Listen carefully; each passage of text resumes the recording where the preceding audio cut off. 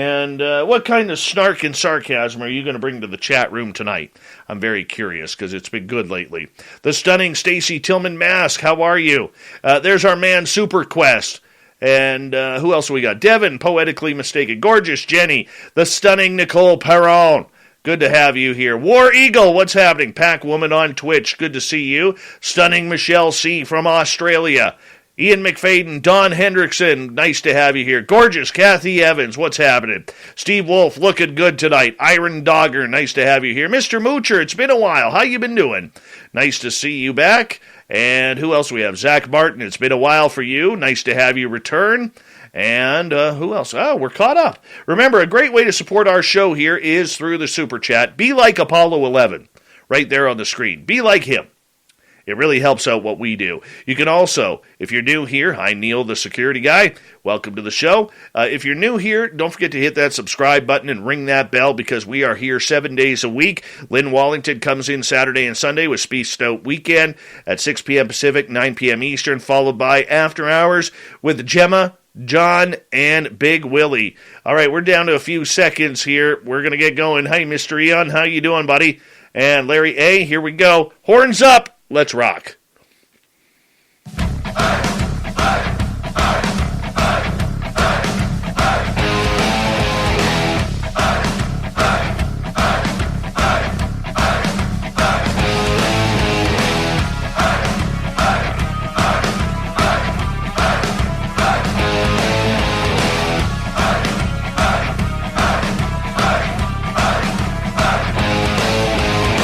From the mountains of central British Columbia to you listening around the world, this, my friends, is Spaced Out Radio. I am your host, Dave Scott, sitting in the captain's chair of SOR headquarters.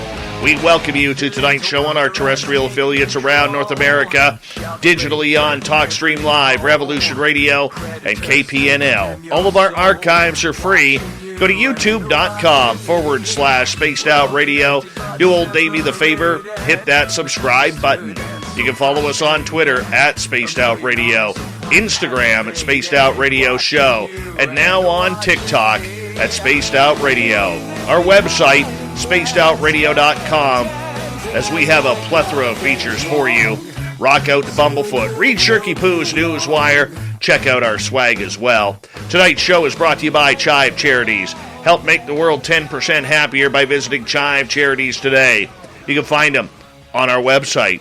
A great lineup for you tonight. Paul Hamden comes in to talk about his relationship with the Zeta Reticuli aliens. Yes, aliens. Who doesn't love this topic? I don't know. I love it personally. Then, hour number 3, we head to the swamp with Swamp Dwellers. Super Duke from World Bigfoot Radio comes in with the Cryptid Report. Shirky Poo's got the news, and we got the thought of the Dave. Paul Hamden is a lifelong contactee who has developed a very strong evidence-based relationship with the Zeta race. The Zetas have healed many people through Paul's connections with him and have worked tirelessly to support humanity. There have been craft physically appearing to Paul and others, and twice he has seen the occupants of those craft up close. At one craft landing, the beings walked around all of those present. There have been many books written by Paul and his co-author, William Treuniet, such as A Primer of the Zeta Race and the Zeta Interviews. Paul's latest book, called The Zeta Mind, is a shorthand book for individuals who wish to learn how to safely contact ET races. Oh, we are going to have some fun tonight. Paul Hamden, welcome to Spaced Out Radio, all the way from Australia. How are you? I'm good, thanks, Dave. Very glad to have you here, my friend, as this next couple of hours is going to be very informative for anybody who is wanting to make contact. Well, let's start right there. Is making contact with extraterrestrials a good thing? That's a really big question. I'd suggest that if people spend the time to clear their own minds, do a bit of meditation, understand what they might be getting themselves into, then, yeah, it's a great thing. But I think a lot of people just jump into it too quickly, and in doing so, they maybe get into things they don't understand. Now, anything to do with extraterrestrials really is a flip of the coin. I was always taught right from the start, that you really have to put your intentions out there for what kind of race you want. You know, you want something of peace, love, and light. You don't want something that's going to come here, take you, and maybe harm you, or rip you apart, or feed you for dinner, or never see your family again. That's true. Your intention's everything, but I think the problem is, it's like, I'm trying to think of a way to explain this. Somebody wants to sell you a car, but they don't want to show you what it looks like. You've got to take it on face value. And so you've got to try, in some respects, to get some information that's credible and evidential from the beings before you allow them to come to you. So imagine this, so I work as a medium as well. A spirit person comes, they give evidence, the person that's in the sitting can verify that evidence, can't they? Because it's a spirit person that they may, have known. But the problem with extraterrestrials is that you don't know them, and so how do you evidence that contact? That becomes the real issue. So what I say to people is, if you're told something by a race or by a being, that you write it down, ask them, how or when they're going to make this occur, and then you watch what takes place. And the reason I say that is because with evidence, it's actually possible to get evidence from extraterrestrials. And until people realise that and actually really challenge their contact, you're going to get a lot of spirit people that are pretending to be extraterrestrials as well as extraterrestrials that probably don't mean very good for you at all. So, well, let's go back in time a little bit here to when this all started for you. You're a lifelong contactee. Do you remember your first contact? I was about, it's all a bit mixed up, and I'm pretty sure it is for most people. So about 18 months old, I was seeing beings walking around the room when I was in bed. But the thing was, I'm not sure whether they were spirit people or extraterrestrials.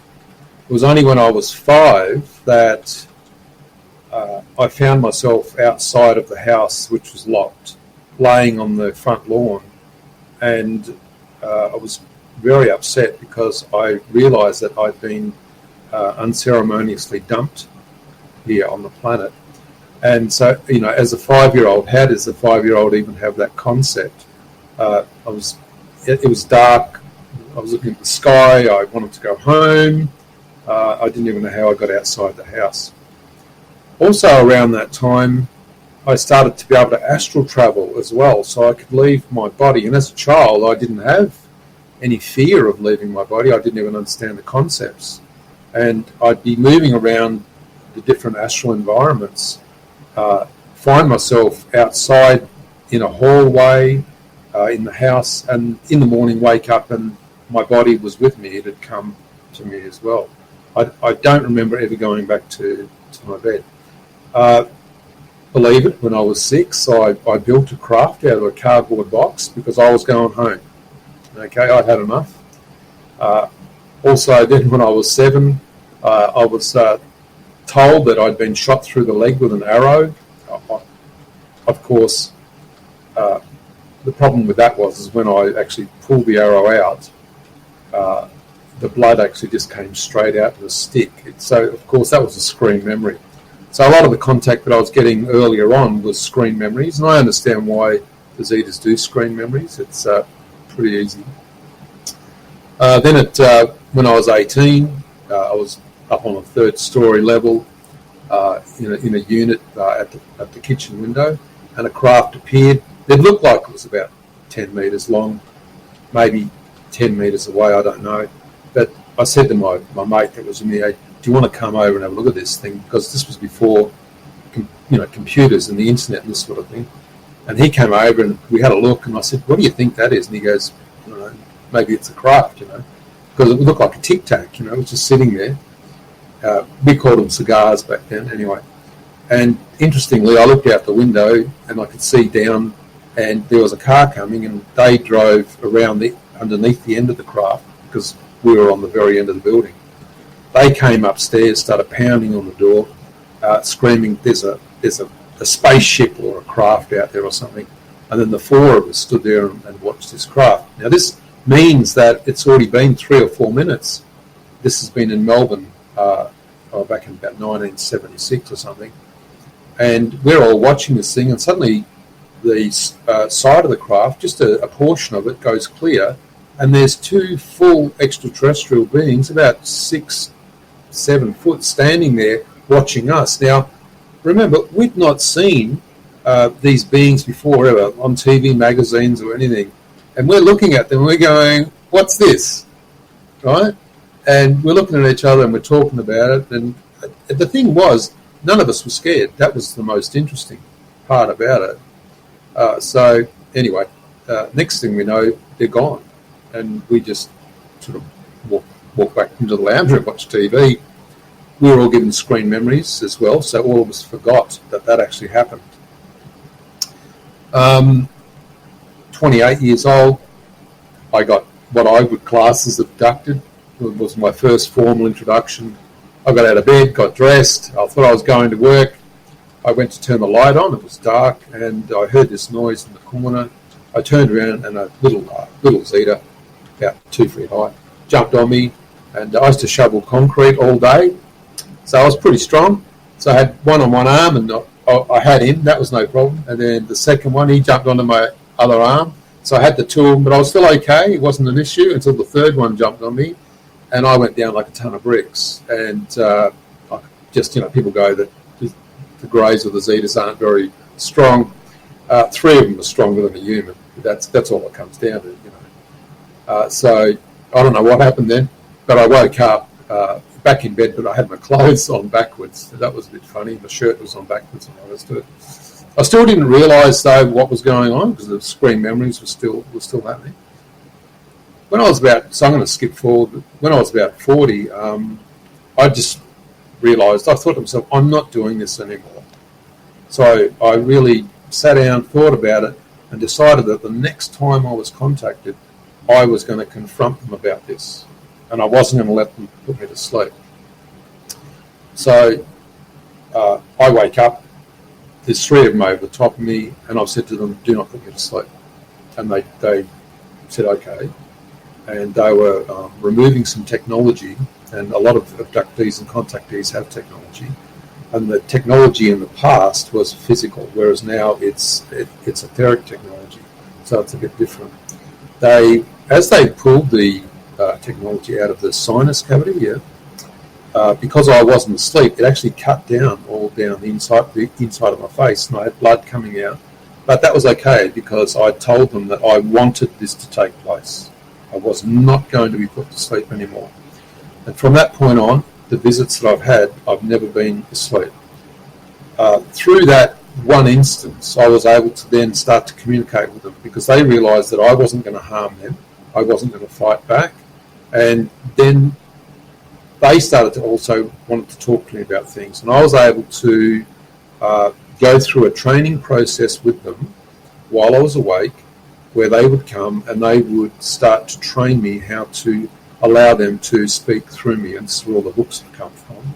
And people would go, oh, that's just channeling. Yeah, I mean, that's up to people how they see that. But the first 20 seconds that they were with me, when they left, I was all burnt down the side of my face, the left side. And over 2 years, they managed to get me up to about, I don't know, maybe 20 minutes that they could be there. And each time that they came and did this training process with me, that was for contacting them, I'd always be burnt. And I had people with me in the room, so I always made sure I had about 6 or 7 people with me. They were able to see the Zetas transfigure over my face when I did this as well. So that was interesting. I happen to, probably there's some people in the chat room that have seen this happen before with me.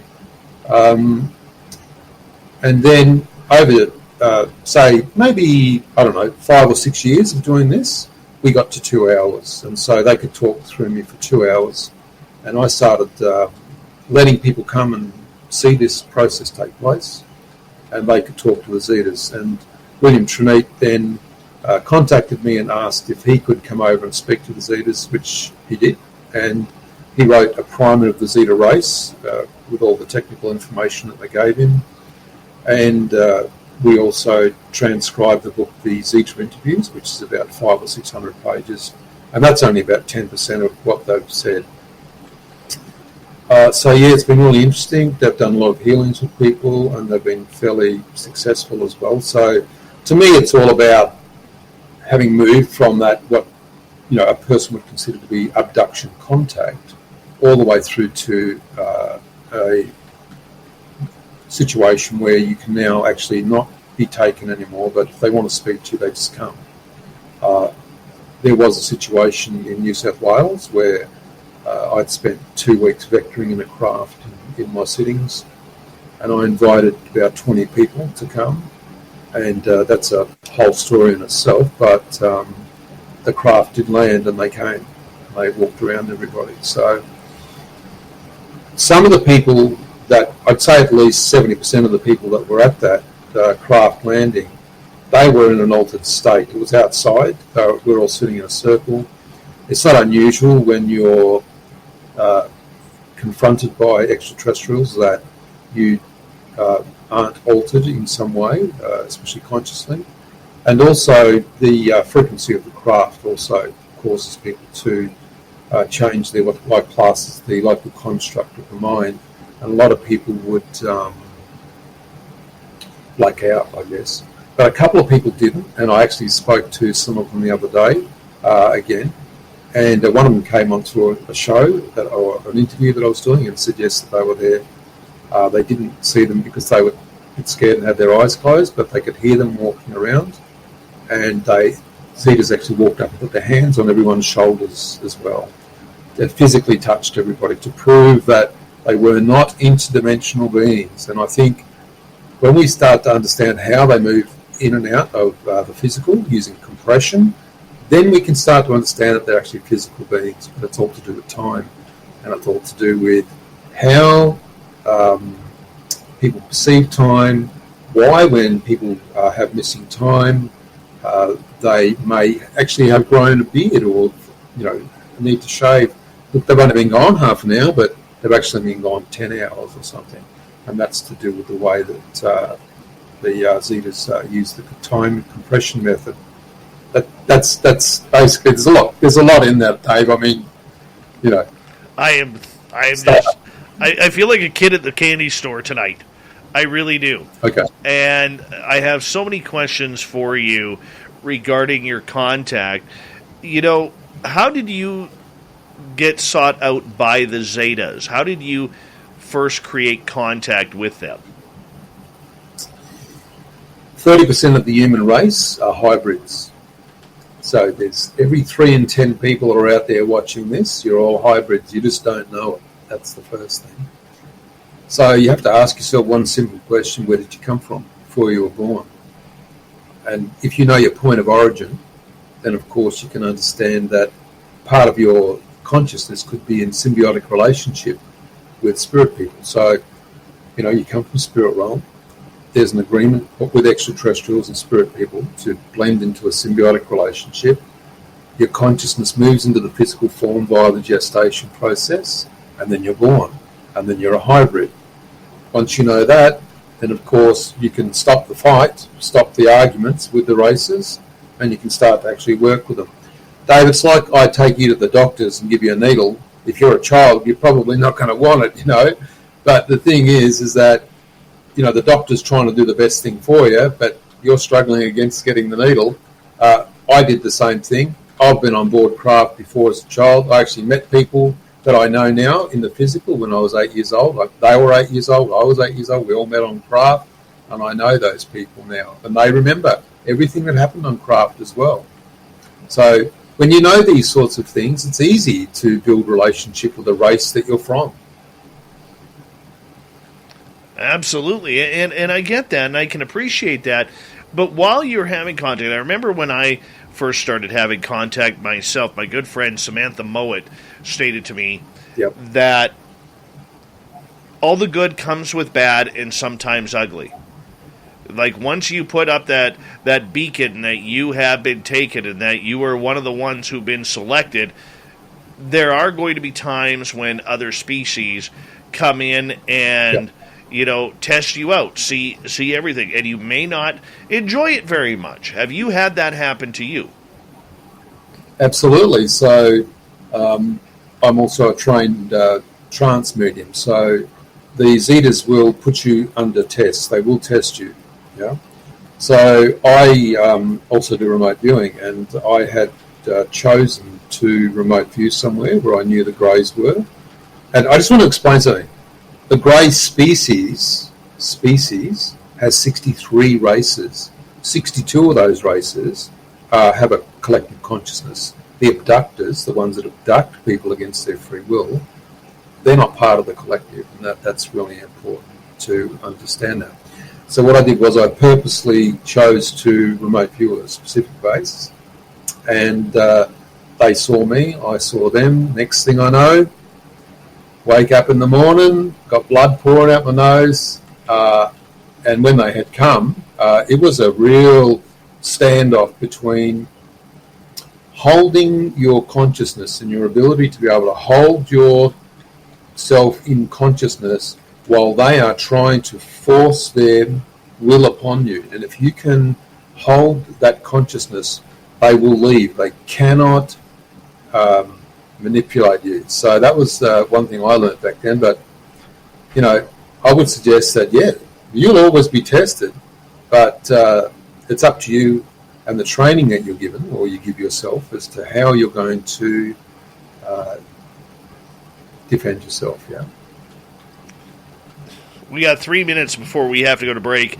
At the bottom of the hour, Paul Hamden is our guest tonight on Spaced Out Radio. Zeta Reticuli is our big topic of the night. Out of those species that other ones that you have been taken by, who has come by to say hello? Okay, the Anunnaki. They spoke in their own language, in ancient Sumerian, to the citizen. We recorded it. I don't know ancient Sumerian. We've had Sirius A beings. We've had the Palladians come and speak. Wow. I don't know. Maybe about 6 or 7 races, yeah. You ever wonder why you? I actually don't care why me. Really? That's the difference. That surprises me. Yeah, I just don't care. No, I believe that every person has the ability to contact other races. Yeah. But what stops people from contacting other races is either what they've been told to believe, what they fear they may encounter, yeah, or what they've mixed with some of the experiences that they've had, and some of those experiences have caused them to fear to step out into the unknown. How come you don't care?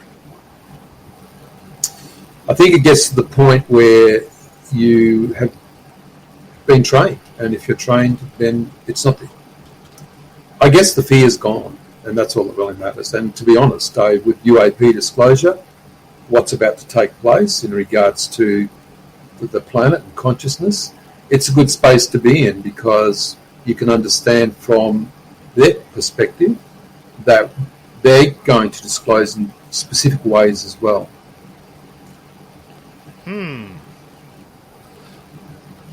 Someone say they've talked with others who were with me when the craft landed. There you go. How close to you was that craft when it landed?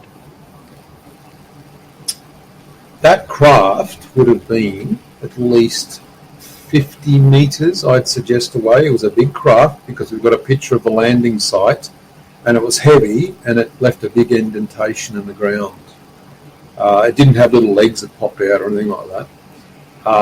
The interesting thing was, Dave, and I know we've got to go in a minute, I think. In about 20 seconds. We should talk about what happened when that craft landed when we come back. As someone who has seen a craft on the ground, we're going to have a very good talk when we return on Spaced Out Radio. Paul Hamden is our guest tonight. If you go to Amazon, you can find his books all on alien interaction and the Zetas as well. I highly recommend, if you want to get in contact, this is one of the people you want to talk about UFO landings right in front of you. How much more exciting does it get than that? How would you react if all of a sudden Marvin the Martian dropped his spaceship right in front of you? We'll find out when we return on Spaced Out Radio next.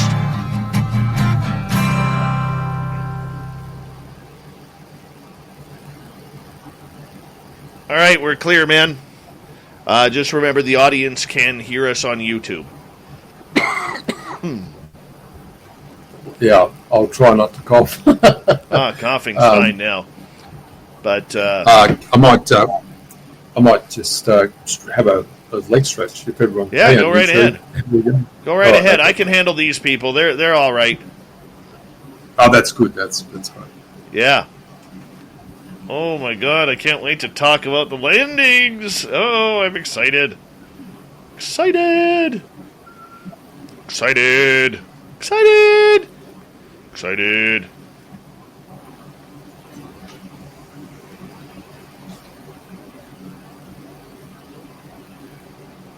Mm-hmm. Mm-hmm.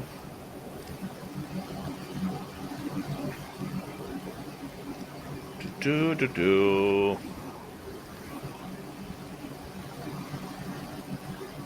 Where'd that go?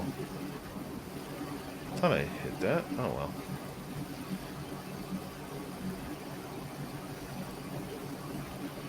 well. Swang, and welcome to the show. What a load of crap, he says. Well, then why are you here? Answer your own question. What a load of crap that you're here. Shadows of the Moon, Paul Vidal. Doesn't Paul Vidal sound like he should have his own shampoo? Mm-hmm. That was a very fast half hour. I agree, people. I agree. Hey, I want to all remind you that we are going to Las Vegas for the SOR fan party on April 22nd to 24th. We want all of you to come on down if you can and join us. We are going to be hanging out all weekend. We got a schedule up on our website. We're even going to be doing a live show in Vegas that Lynn Wallington is going to put on. Yeah, we're going to get some pretty cool guests there. We're going to lock that up at the Golden Nugget on Saturday the 23rd. I highly suggest, I think we got about 20 confirmed so far. If you go to info@spacedoutradio.com, that's info@spacedoutradio.com, let us know that you are coming. You have to be 100% coming, because we're going to bring you an SOR swag bag to go along with that as well. So we appreciate that. Thank you very much. And, yeah, we're going to have a good time here on Spaced Out Radio in Vegas, April 22nd to 24th. And, yeah, Lynn is doing great. She's feeling wonderful. She did last weekend. She'll be back in the hot seat this weekend, Lynn Wallington. Saturday and Sunday, 6 p.m. Pacific, 9 p.m. Eastern. And then right after that, it's the fedora-wearing John Hudson. It's the gorgeous Gemma Jade. It's the big Willie Townsend for After Hours, taking you deep into the night. We got y'all covered here 7 days a week here on Spaced Out Radio's YouTube channel. And hello, Truth Seeker Jen. Welcome to our channel. Yes, we actually do believe this stuff. So welcome. Sit back. Enjoy the woo. That's what we do here. All right. So, yeah. It's all in good times.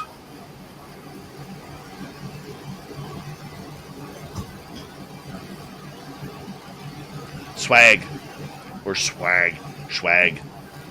Whatever way you want to pronounce it. Gorgeous Jeanette Sanchez, what's up? Ufologist, good to see you. Oh, hey, Clam. What's happening?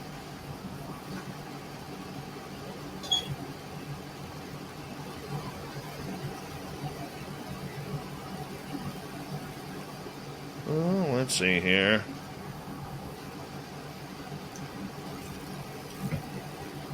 We have just over a minute, my friend. Guillermo, you'd have to contact MUFON.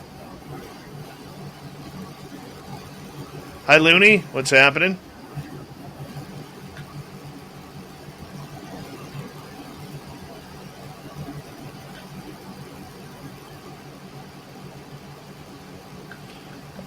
right, I want to say a big thank you to Apollo, Linda, Jeremy, Michael, and Kira for the amazing super chats. Hi, Susan A. Hearn in Provincetown. We love you. I can't wait to come back to see you. Really can't. Doc from Wyoming, welcome back. Remember, the super chat is a wonderful way to support what we do on this show on a nightly basis, so thank you so much. If you haven't already, hit that subscribe button, ring the bell. We're here 7 days a week. And, of course, thank you to all the veterans who are tuned on in. You always have a safe place in our chat rooms, so thank you very much for your awesome and dedicated service. Here we go, everyone. Second half hour next.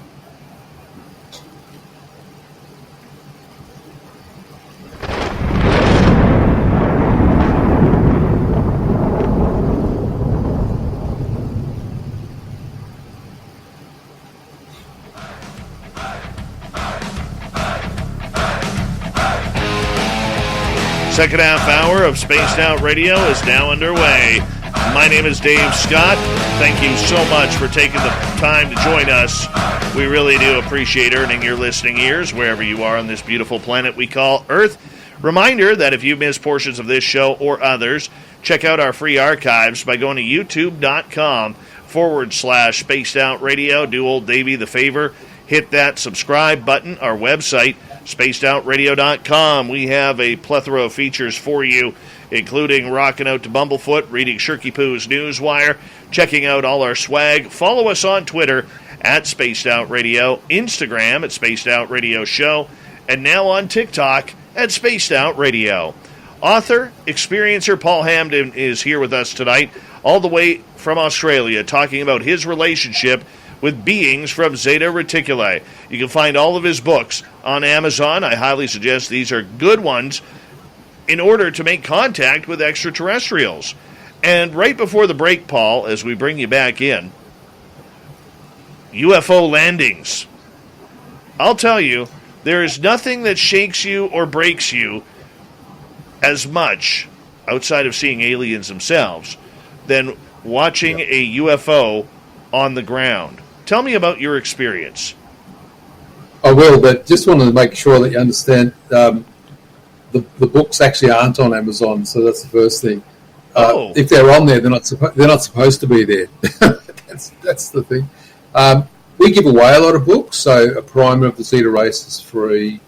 The Zeta Interviews is free, and people shouldn't be buying them. These books are quite thick. One of them's like 550 pages. They're all free. They're free. They're available on the-zeta-connection.com. And there are some books there that are for sale, but we give away most of the things that we do for free. That's the first thing. Well, there we go. I apologize for that then. No, that's all good, Dave. I just don't want people to get to buy stuff when they don't have to, you know what I mean? No, I think that's wonderful that you're doing it for free. Absolutely wonderful. All right, UFO landing. Tell me about yours. Yeah.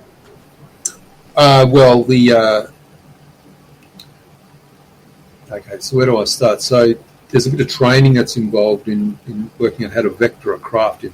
I believe that a lot of people call it C5, but it depends where you get the training from and what you do with it. So I was taught how to vector craft in a little bit differently, I guess, but by the Zetas. But we spent 2 weeks showing them where they were going to land, and I'd organised with the other people to come to that night to the property. So when the time arrived that day, everybody arrived, and the property was about 25 acres, and around each of those properties were about 25 acres as well. And so most of the properties also have animals on them, cows, horses, dogs, and those sorts of things. And I knew that there was going to be an issue with animals, because animals and extraterrestrials generally don't mix too well initially. Example, I had a cat, and every time the extraterrestrials came, he'd try and sit on the wall, so he'd be jumping up onto the wall. He thought it was the floor, so he lost his ability to understand his three-dimensional space. But anyway, so everyone's sitting in a circle. It's getting dark, but it's a very, very clear night. and all of the animals start to howl. So on all the properties, all the dogs start to howl. Now, this phenomenon is something that myself and others that are with me always see. If I'm here and they're coming, the animals around my house will start to all howl as well. You know? Then what happened, which was pretty interesting, I think this is one of the more interesting aspects of it. I looked to my right and I saw this like a cloud coming, but it was very low, but it was rolling as it was going along. And as it was rolling along, about, I don't know, two meters above us, it rolled across the top of us and continued to roll. So now there's a complete blanket of like steam or cloud or something above everybody.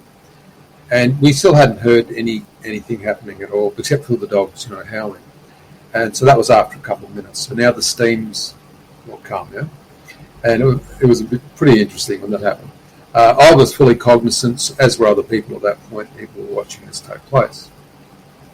Everybody was pretty quiet. There was a sense of expectation, I guess.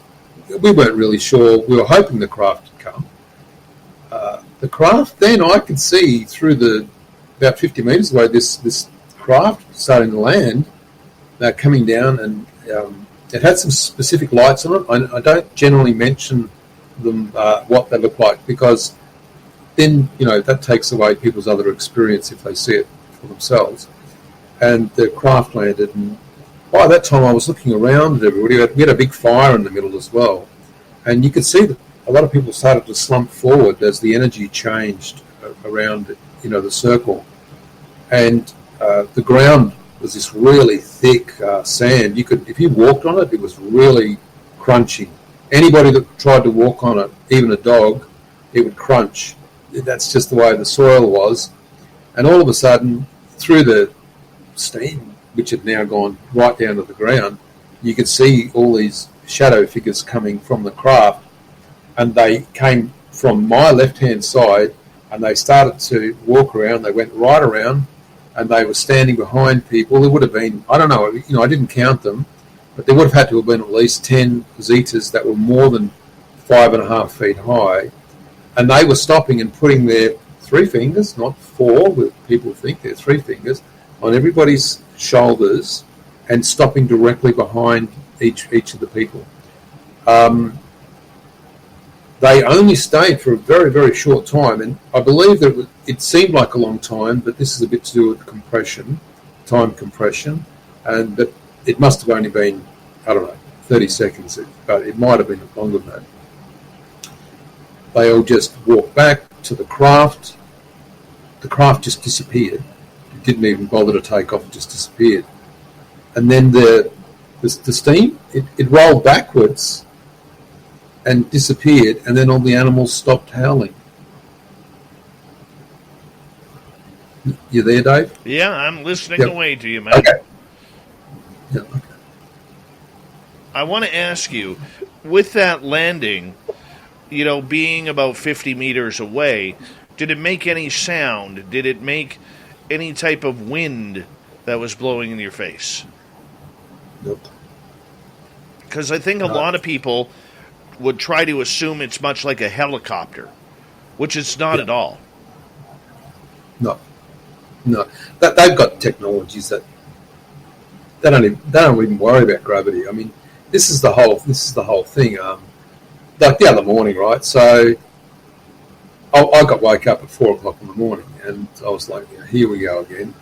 Quite often I just find myself, I'll get up and I'll go and stand in the kitchen because I think it's raining, and it's not raining. I can hear rain.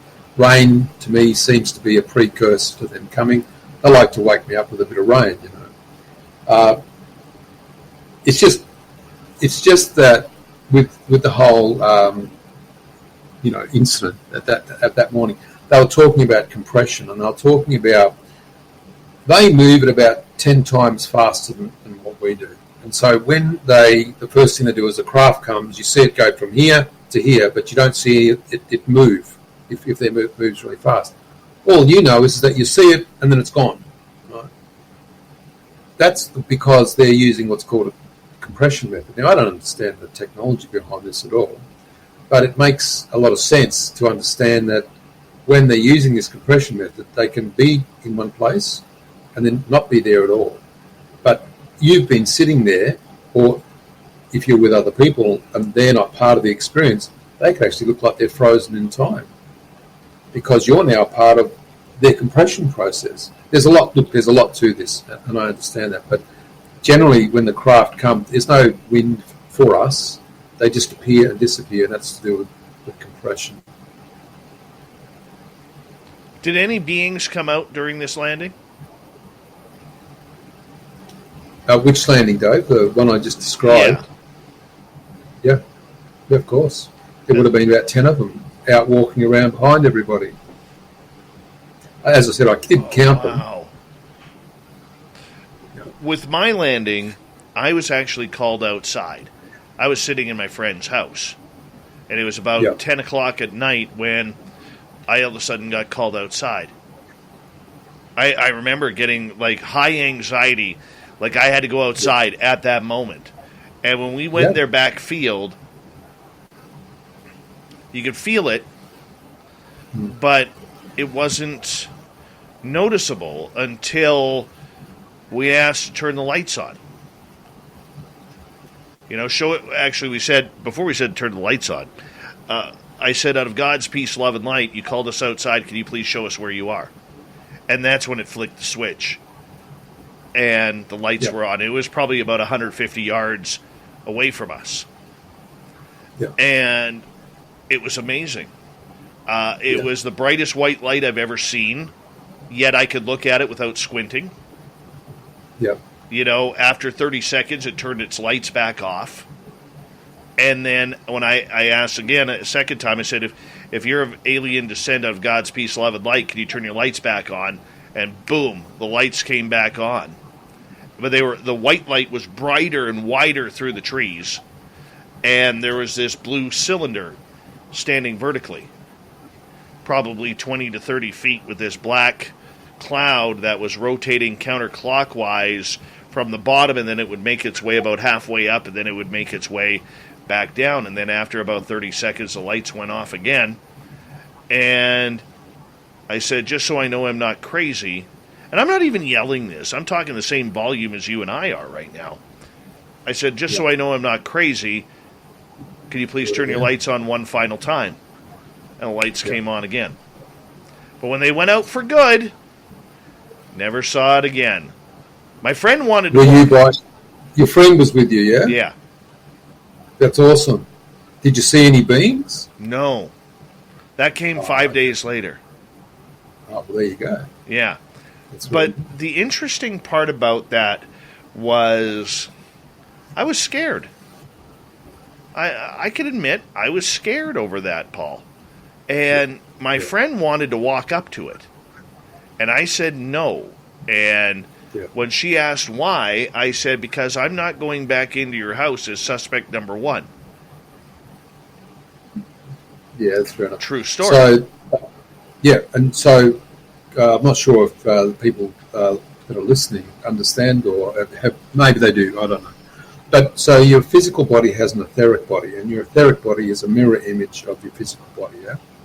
And you sense everything through the energetic body, yeah? And the energetic body, as it senses things, comes down and it engages with your psychological processes and your emotional processes. Quite often, the etheric body is the first thing to realize that there's something going on around you, like your intuitive processes. So when the extraterrestrials come, of course, the first thing that they're going to affect is your etheric body. The physical body has no way to understand extraterrestrial contact, and because of that, you may sense fear. And that fear then alerts you to your fight or flight mechanism, and then, of course, you start making decisions based around that. But if you can train yourself to bypass those mechanisms, those processes, that etheric body change can actually be a litmus test for you to work out how to evidence their contact. And so what will happen is they can then come into your space, even though you can be fearful, your physical body can be fearful, but you are able to recognize it because you've named it, and you've named it as being extraterrestrial contact. The physical body will then stop having any fear whatsoever, and then will allow you to interact with them either mind to mind or whatever way that they choose to speak to you. Okay. So with that, you know,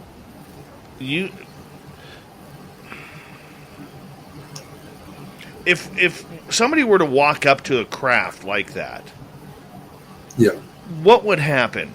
The only example we have of really anything like that ever happening is back in 1967 with Stefan Michalek in Falcon Lake, Manitoba, Canada, where the craft that took off in front of him burnt his clothing and left him with these weird dots on his chest.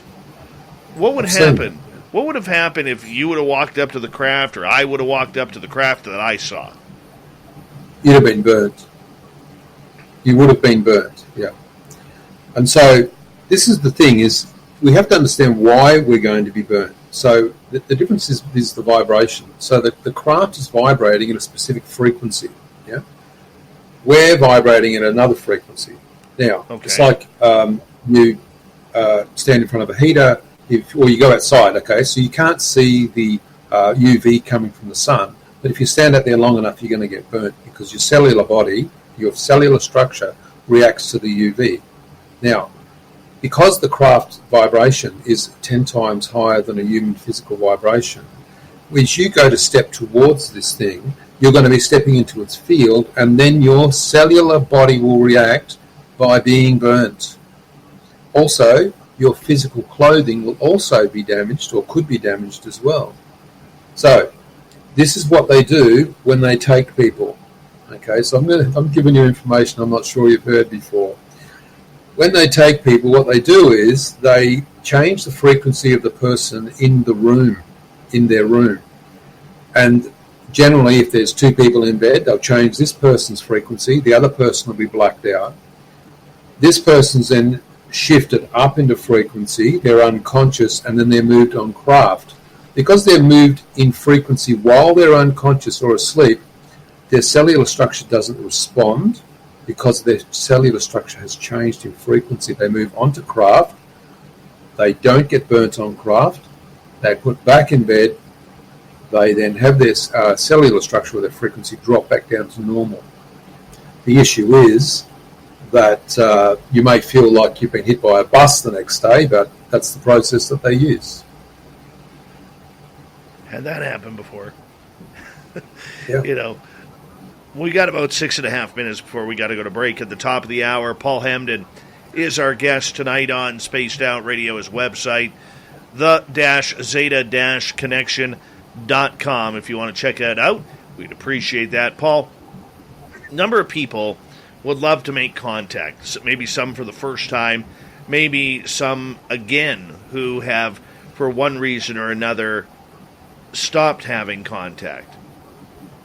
How is there a difference between new people having contact and people who have had the contact stop but want to restart it again? Yeah. So I would suggest that a couple of things take place. And to be honest, Dave, this is a fairly complicated area. So I want to mention that the people in the past, 70 years ago, would have had implants. And those implants would have been specifically used to identify from a positional point where a hybrid was on the planet. That's the first thing. If that person's had that implant removed, that's going to be an issue. Yeah. I would suggest a couple of things. So for the person that wants to make contact, that they should really spend every day a portion of some time every day, not every day, meditating and setting the intention for contact. Making sure that there's no fear associated with that, because they don't want to bring in entities that are going to cause them any issues. That person should also evidence their contact by asking if they get mind-to-mind contact. Okay, you're talking to me. What is it that you're going to be doing for me? When are you going to do that? And that way you're going to be able to work out the difference between when your mind is telling you things and when they're telling you things. Because if it doesn't come to pass, it was your mind. And if it does come to pass, i.e., this was going to happen on this specific day to you in your life, yes, it's possible to read your own etheric field, but if they're telling you this, then they're trying to provide some level of evidence to you. For a person that's previously been contacted, if you want to craft to come back, the Zetas have told us that it's all about behaviour, and not bad behaviour or good behaviour, these sorts of things. But behaviour as in humans are very, very busy, their minds are busy, their lives are busy, they sort of, I'm going to meditate now, 10 minutes, bang, go on, those sorts of things. You've got to make a lifestyle change. You've got to work out how you used to have contact and what's changed for you now not to have contact. And once you work out the difference, you move yourself back into that space where you had that contact previously. And that's through meditation exercises, stillness. And there are other processes as well. To be honest, I actually teach all this online for free as well, in Zoom chats and stuff, in groups. And so there are ways to teach people how to contact as well. I totally want to take that group. I'm one of the ones who've lost contact. Yeah, I know. And it bugs me. It bugs me bad. And I know it's because my schedule has taken off. I don't meditate enough. I don't spend enough time staring up at the stars. I used to be able to summon UFOs. Can't anymore. Haven't been able to do it for about, since I was cursed in 2015. Maybe that's something we could talk about another time. Oh, yeah. Between you and me, I mean. Oh, yeah. I'm an open book for my audience if you want to. Oh, okay. Well, if you want to talk about that, that's fine. I'm quite happy. We got 2.5 minutes. How about that? Yeah, go for it. So what the hell do I got to do here to get some aliens, man? Well, the thing is, you're saying you were cursed. I mean, then if you believe that, then obviously you have allowed the intention of that thought process to assimilate into your etheric body and consciousness. They can't get to you anymore.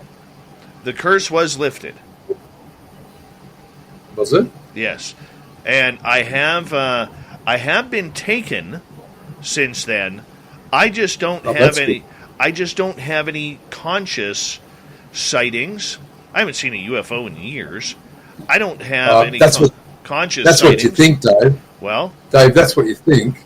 But the problem is that we need to talk in the next hour about screen technology and how screen technology is used to embed.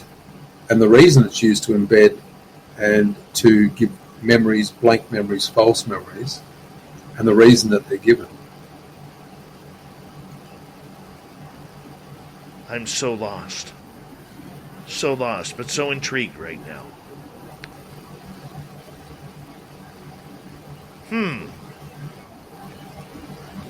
Okay, so it's a mental block. Or it's not just a mental block. Think about it. If someone comes into your space and you go, gee, I don't know how that makes me feel, it has to do with your etheric body, filtering down into the physical. And so, when we talk about memories, when we talk about connection and contact and those sorts of things, we need to start to do specific functions like a sphere technique. And the sphere technique is used to be able to clear all of your energies. And if you can understand what your energies are, and generally breath work is the way that we work with our own energies. Once we understand that breath work holds harmonics, and those harmonics then provide us with contact, we get contact.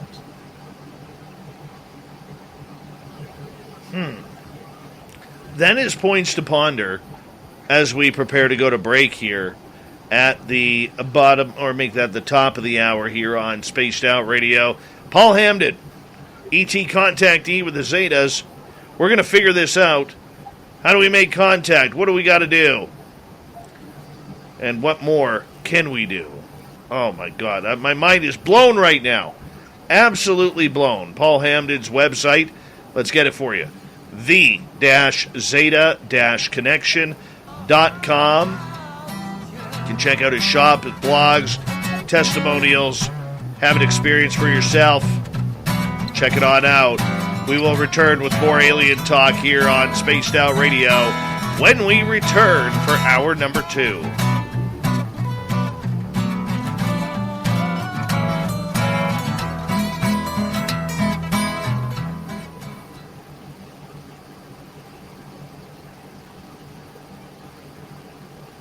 All right, we're clear, man. Okay, great. Trying to put it all together.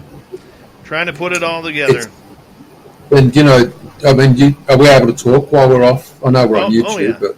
Yeah. Oh, yeah, okay, great. So I actually run workshops where I teach people how to contact spirit. Right.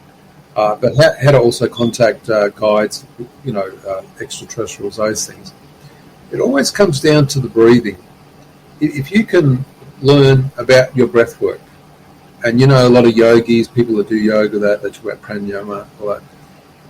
If you can work out your breath then contains energy, and it also contains harmonics. Now, if you can breathe in a way that causes your etheric body to expand, like so from here out, as your etheric body expands, if you set the intention for contact and you understand the difference between your energy and another being's energy, when they come, you will sense the difference. Yes. You see? That's the big problem. People are so blocked up that they can't, even when they, the spirits come, say a spirit easy to talk about. A spirit person comes that loves you, a parent or a grandparent or whatever. I've got a spirit above me. And so when they come, you can't sense them. People go, I can't sense spirit. But actually, they're really trying hard for you to sense them. But it's more about breathing correctly, building the energies, expanding your etheric body, understanding the difference between your energy and theirs, and then when they come, you actually can sense them. And that's how mediums work. Is that a doorway behind you on your right? This is a corner. Ah. Something in the corner, too. Yeah, I know. I've always been able to see spirits like I can see you, so it's been easy for me. Mm-hmm. Hey, Bim Jim, how are you? Good to see you. Who else has joined us here? Let's see here.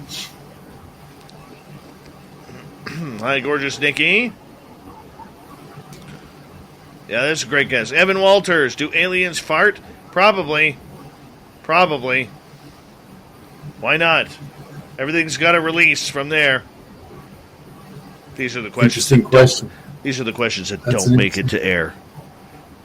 Oh, right. I was going to answer that one, believe it or not. It's the same as the human body. The human body breathes most of its waste out as well.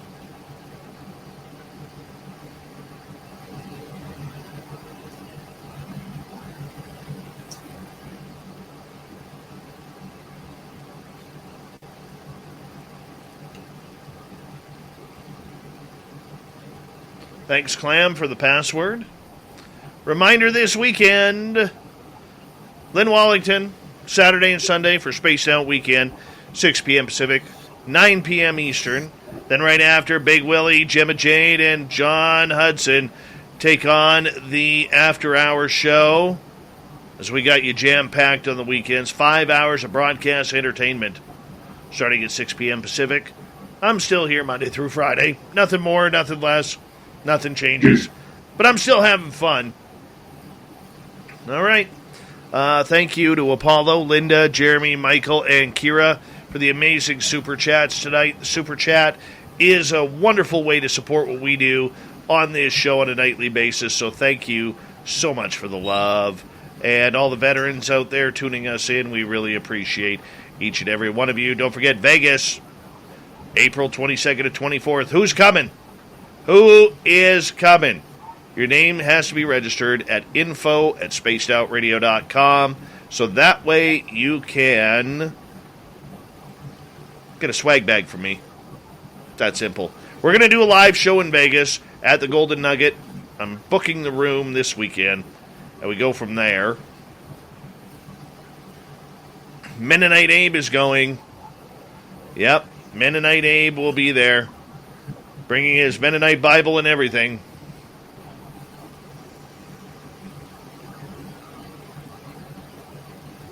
Jim Lucier, welcome. Mike Roberts, good to see you. Thank you, the lovely Dirt Road, for that amazing super chat. Really appreciate you.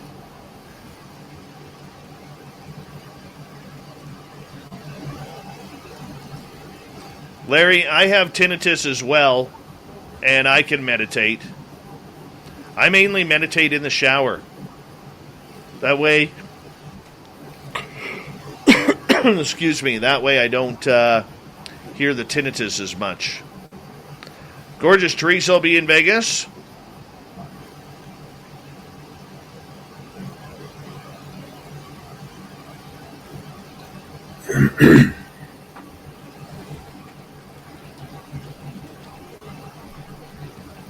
Congratulations to England and the United Kingdom for lifting all mandates. Let's get that shit happening here in North America and Australia, please.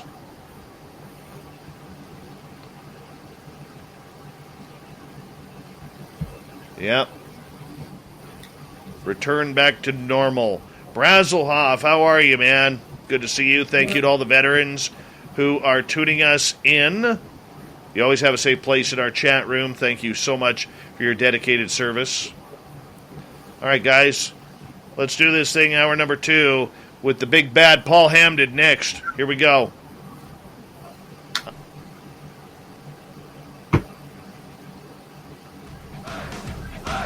You're listening to Spaced Out Radio with Dave Scott.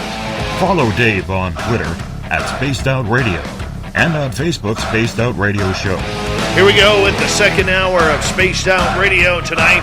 Good to have you all with us. We really do appreciate earning your listening ears. Hi to everyone listening in on our terrestrial affiliates around North America, digitally on TalkStream Live, Revolution Radio, and KPNL. All of our archives are free. Go to youtube.com/Spaced Out Radio. Do old Davey the favor, hit that subscribe button. The Desert Clam has set the password for tonight in the SOR Space Travelers Club. Bahadur. Bahadur is your password. Use it wisely, Space Travelers, as a clam sets the password each and every night right here on Spaced Out Radio. Our website is spacedoutradio.com. We have a plethora of features for you. Rock out to Bumblefoot, read Shirky Poo's Newswire, check out our swag as well. Follow us on Twitter at Spaced Out Radio, Instagram at Spaced Out Radio Show, and now on TikTok at Spaced Out Radio. From the-Zeta-Connection.com, we bring in Paul Hamden. What's it like to have contact with extraterrestrials? Paul, welcome back. Thanks, Dave. All right. I know there's going to be some audience questions coming for you from the chat room, but I want to ask you this in regards to the Zetas and everything that is going on in your world. What is the message that the Zetas have for us here on this planet? Okay, so the thing is everybody wants disclosure. Yeah. Have you heard about the UAP disclosure process? Oh, yeah. I guess? Yeah. The Zetas and other races are saying they want disclosure as well, but they can't disclose at this point, not the way... disclosure won't be the way that humans want it to be, and there's a reason for that, and we talked about this previously, but it's to do with vibration. So you can imagine, a craft lands and everybody's there, it's all great, and next thing you know, humans start walking towards the craft to get burnt, black out, and a whole lot of other stuff takes place, and next thing you know, it's not going as well as they thought it would. And the other thing is obviously that if the Palladians landed, I guess people would be like, oh, g'day, this is awesome. But if the Greys landed, or the Zetas, it'd be like, we don't want you guys, you don't even... whatever.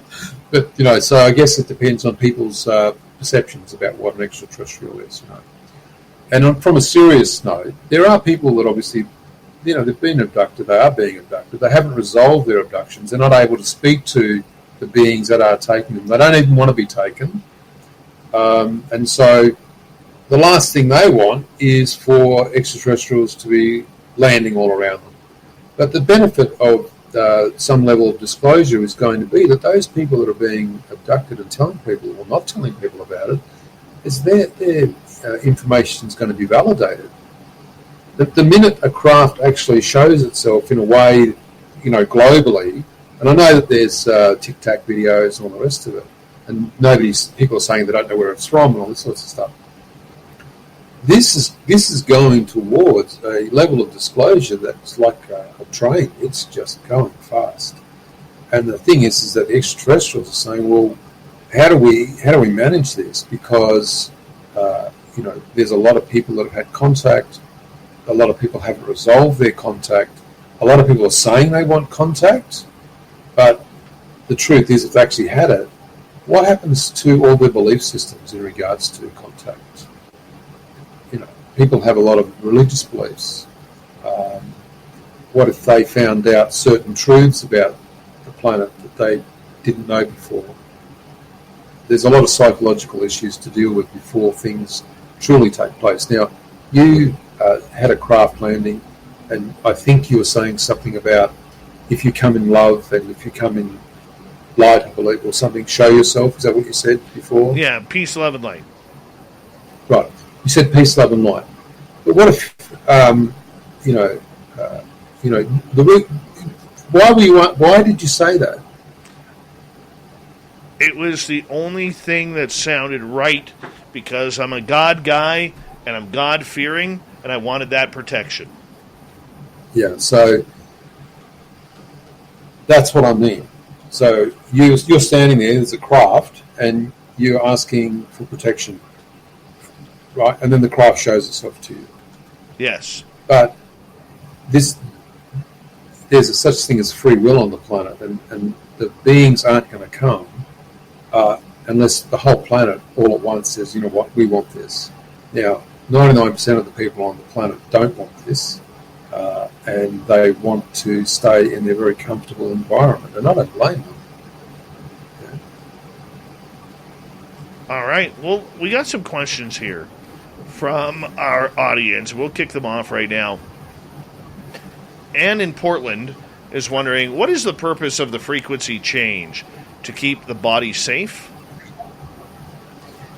I would ask, and is that question specifically related to when the person is taken on craft? And if it is, then that's exactly what it's about. But the other thing we need to think about is our minds. We'll call our minds our local construct, because our local construct gives us the ability to be able to filter all of the things that we perceive and understand. Now, your mind operates at a certain vibration, and if it's not protected by a screen memory, then what will happen is that there's capacity or potential for a person, once they're on a craft or moving towards a craft of a different frequency, that their local construct will collapse. And so quite often the mind has to be protected in consciousness before they're able to move on board a craft. And it also keeps the body safe, yes. Follow-up from Anne. Can changing our frequencies aid in healing? Is healing something they would do? Absolutely.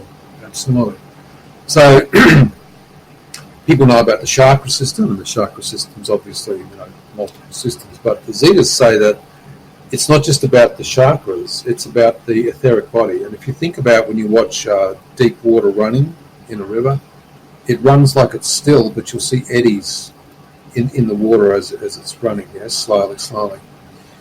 The etheric body is exactly the same. And so the etheric body, if there's unwellness in any part of the etheric body, there'll be a distortion of that vibration or that frequency. And so if you're able to actually increase through your breath work and through meditation your etheric body and your own vibration, then of course you're going to bring to yourself healing. And yes, they do heal. Alex is wondering, what is the average frequency value of a human body? I would suggest that you'd need to look up the Schumann frequency. I'm not like 7 point something. And this is the whole point, is that the Schumann frequency dictates what we can remember. And so I'll give you an example. If you're from Spirit Realm, so you come from Spirit Realm, you know everything about yourself in Spirit Realm, then you come through, you incarnate, you're born, and you then can't remember anything. And that's because of the Schumann frequency, we've been told, okay? Now, even the spirit people that come through have talked about the Schumann frequency.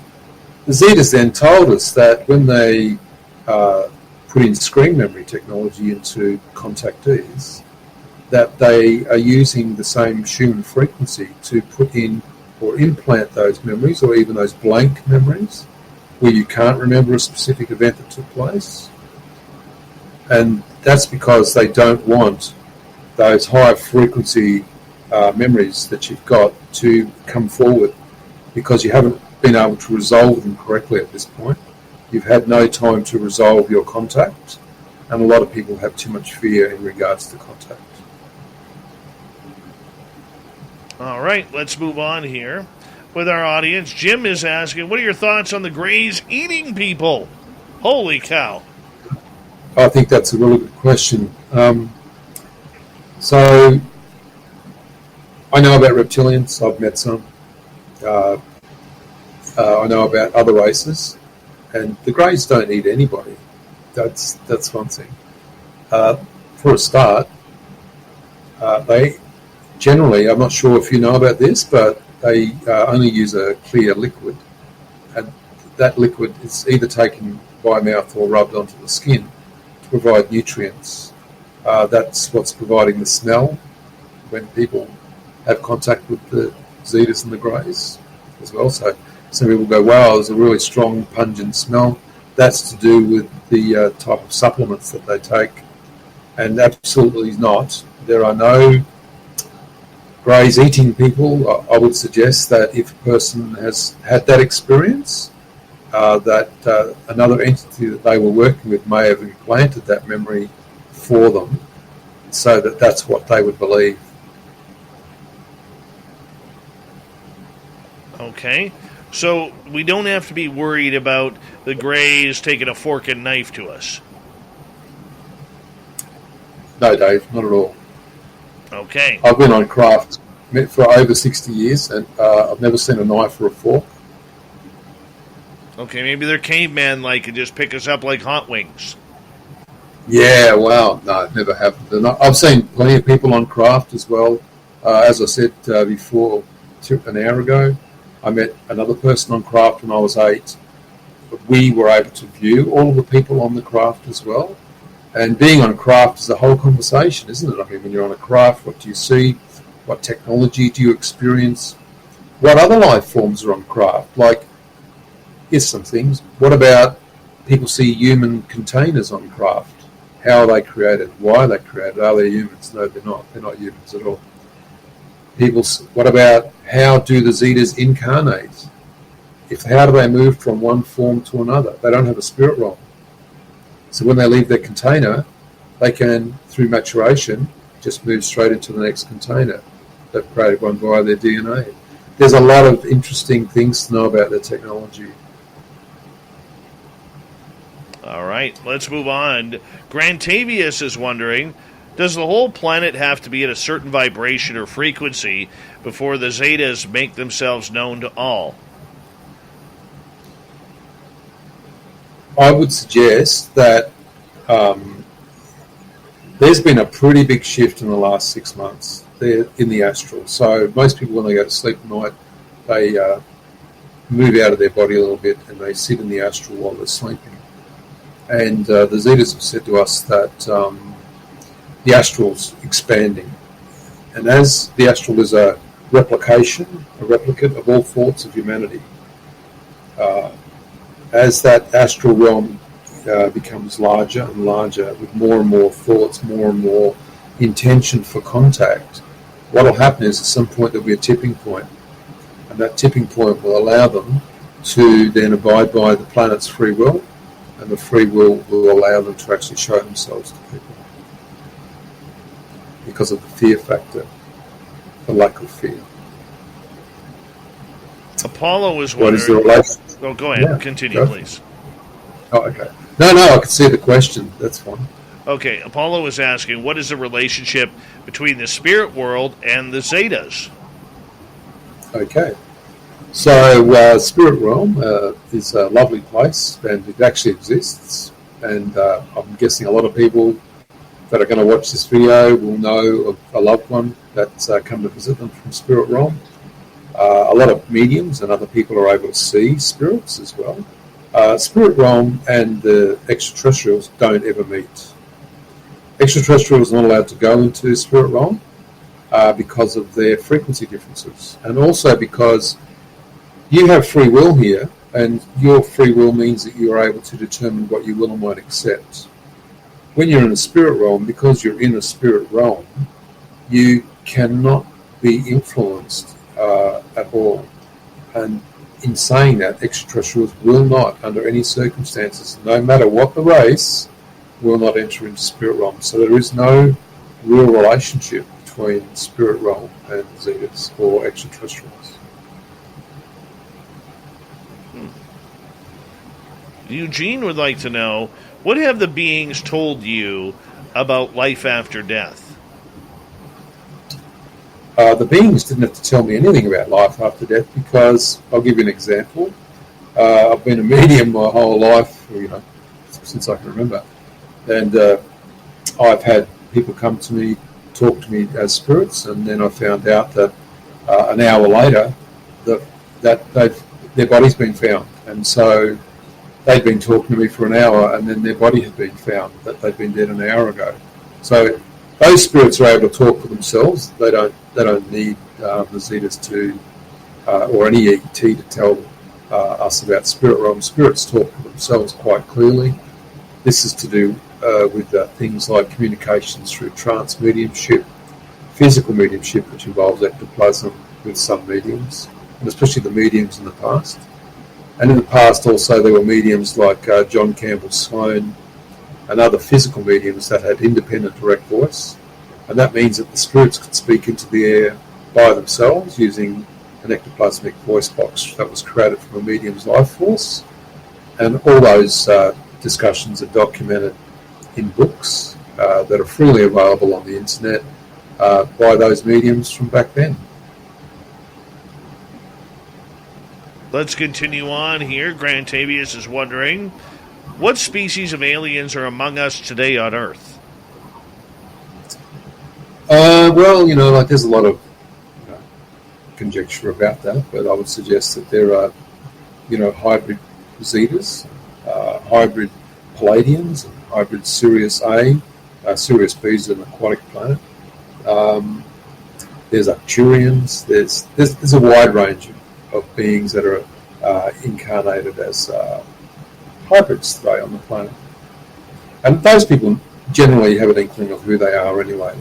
And that's really important. There's multiple ways, names, star seeds, indigo, and all the rest of it. But there's always been incarnation by these races on the planet. But about 70 years ago, it started in earnest because of what the extraterrestrials saw was the future of mankind.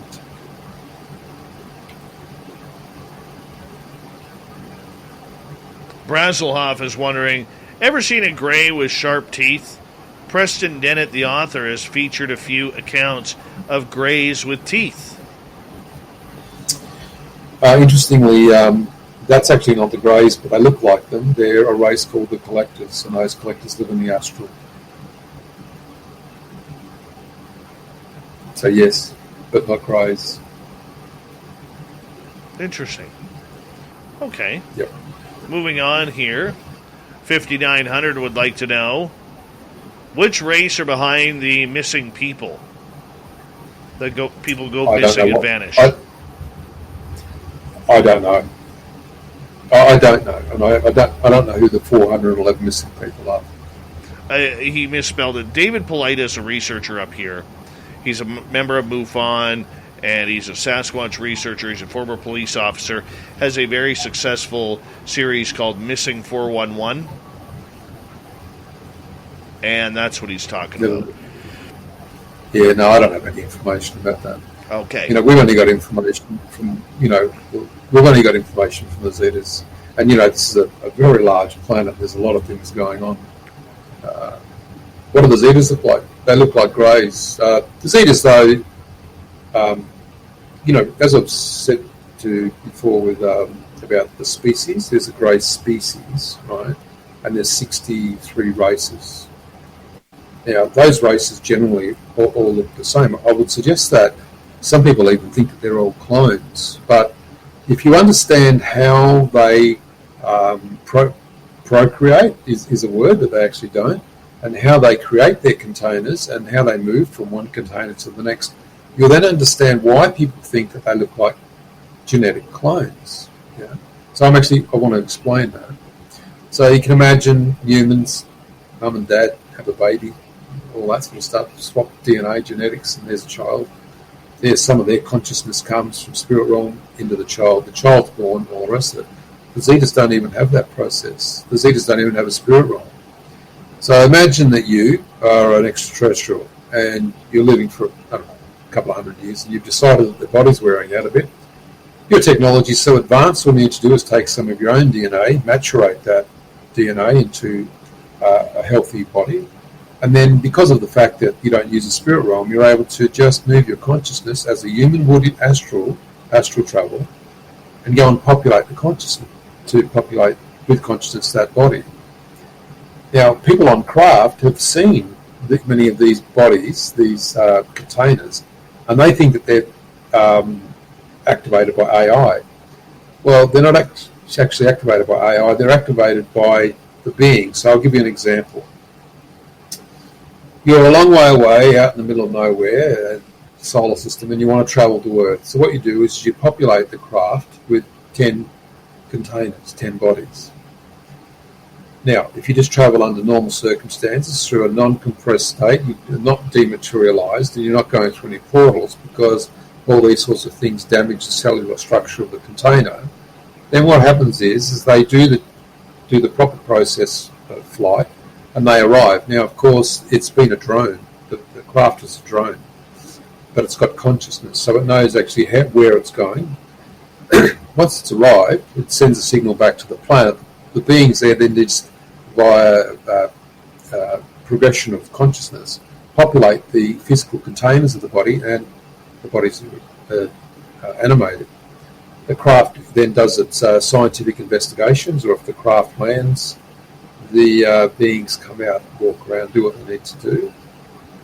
Once they've finished, the containers that are being used by the consciousness are then put back into stasis, and then the consciousness of the beings goes back to their own original bodies in stasis, which is quite a quick process. They come out of stasis on planet, and then the craft moves back to its original destination. It could take months. And that's why quite often when people are taken aboard a craft, they could see all these containers around the walls or in stasis or whatever.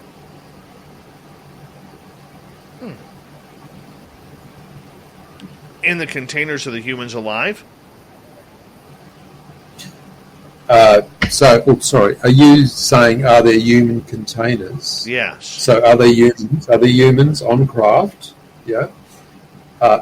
So the humans that are on craft are there, but they're not in containers. Yeah. If there is a human form in a container, then what they've done is they've taken the DNA and they've replicated the human form. Now I understand. And then they can populate. Yeah, and they can populate it with their own. So we're thinking about two different containers. One are the grey-looking beings, the short ones, the medium, the tall, whatever. And the others are the human-looking containers that are just a biological entity. Yeah, but they're not humans. All right. I'm going to get you to hold on right there because we have Paul Hamden for another 30 minutes here on Spaced Out Radio, talking Zeta Greys. We got a bunch of great questions from our audience coming on in, and we appreciate that.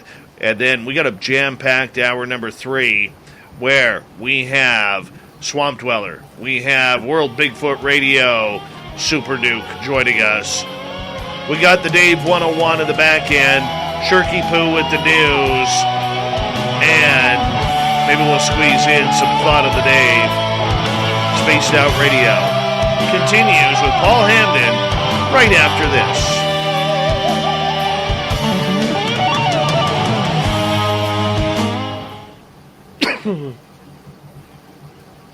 We're clear.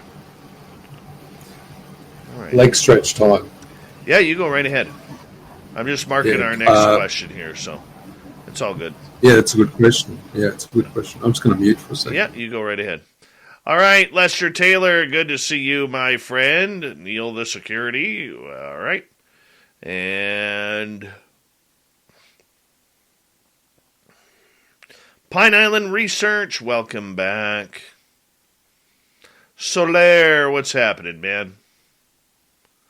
Let's see here.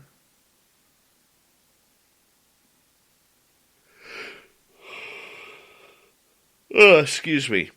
Aussie Tiger, how are you?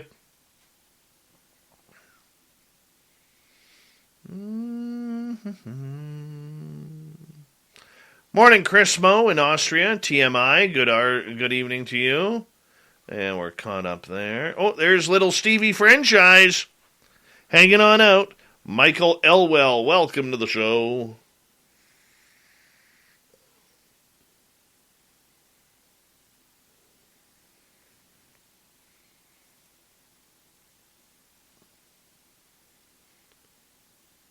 I hope you guys are enjoying Paul as much as I am.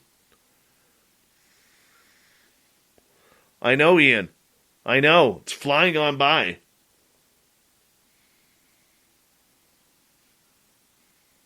$4.16 Bitcoin, how are you?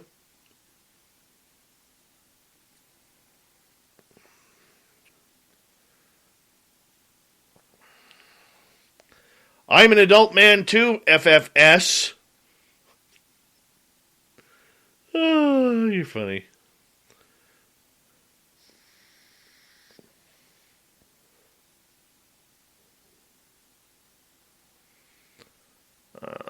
All right. Just so you guys know, UFOCon 2022, I will be speaking in San Francisco. I think Lynn Wallington will be speaking there as well. It's the final weekend of March now. The event got delayed 1 month, and Lori Fenton apologizes for that. They were having some troubles at the hotel getting the full booking, but everything will be good by then. I will be speaking, so will Lynn, so make sure you join us there the month before Vegas. It'll be a lot of fun. Or if you can't make Vegas, join us in San Francisco. It'll be good.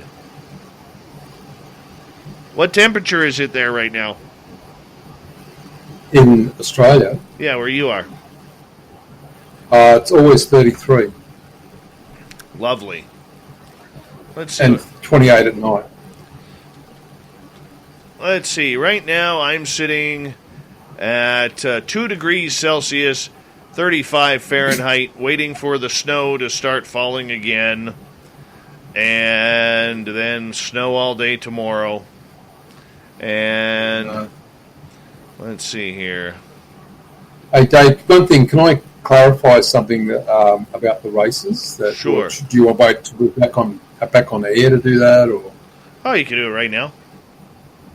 Okay, so with the grey species, there's 63 races. Okay, now 62 of them exist in the collective consciousness, and they have a lot of hybrids on planet.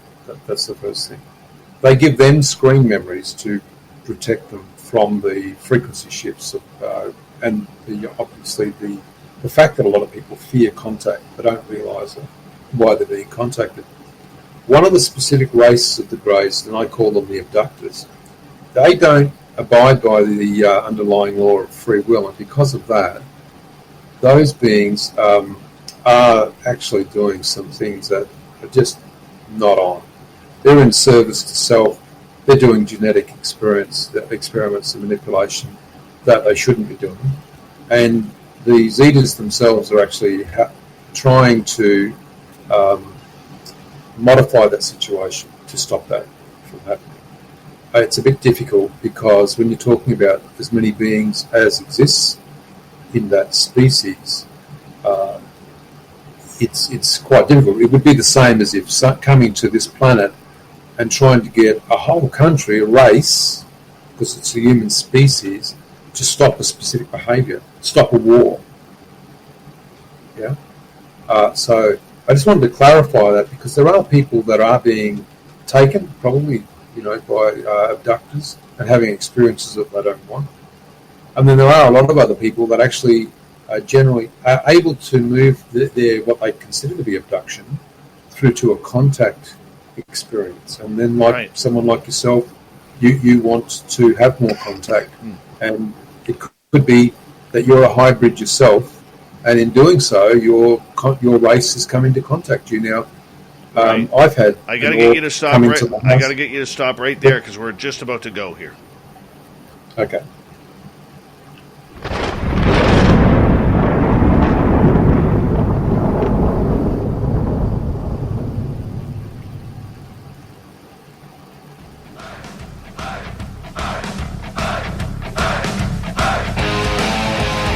We pass the halfway point of Spaced Out Radio tonight. Good to have you with us.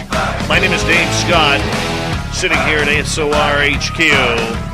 Good to see you all. Want to remind you that if you missed portions of this show or others, check out our free archives by going to youtube.com/Spaced Out Radio. Do old Davey the favor, hit that subscribe button. Our website, spacedoutradio.com. We have a plethora of features for you, including rocking out to Bumblefoot, reading Shirky Poo's Newswire, checking out our swag as well. Follow us on Twitter at Spaced Out Radio, Instagram at Spaced Out Radio Show, and now on TikTok at Spaced Out Radio. We continue on tonight with Paul Hamden, his website, the-Zeta-Connections.com. If you want to check it on out, learn about ET contact, connection with the Zeta Reticulans, and more. And we're continuing with some audience questions here, too, at the top of the hour. Anne is asking, Paul, if we think we know we have a false implanted memory, how can we get to the true memory? That's a really difficult question, because you have to ask yourself a few other questions previous to that. Why do you actually have a false implanted memory? What purpose does it serve? What part of the consciousness that you hold is it supporting? If the implanted memory didn't have a reason, then it wouldn't be there for a start. Now, a lot of people go, they're just using screen memories so that we don't remember what they're doing because their behaviour's not correct. That could be true in some cases, but what if it's to do with the fact that your mind needs to have that screen memory in place?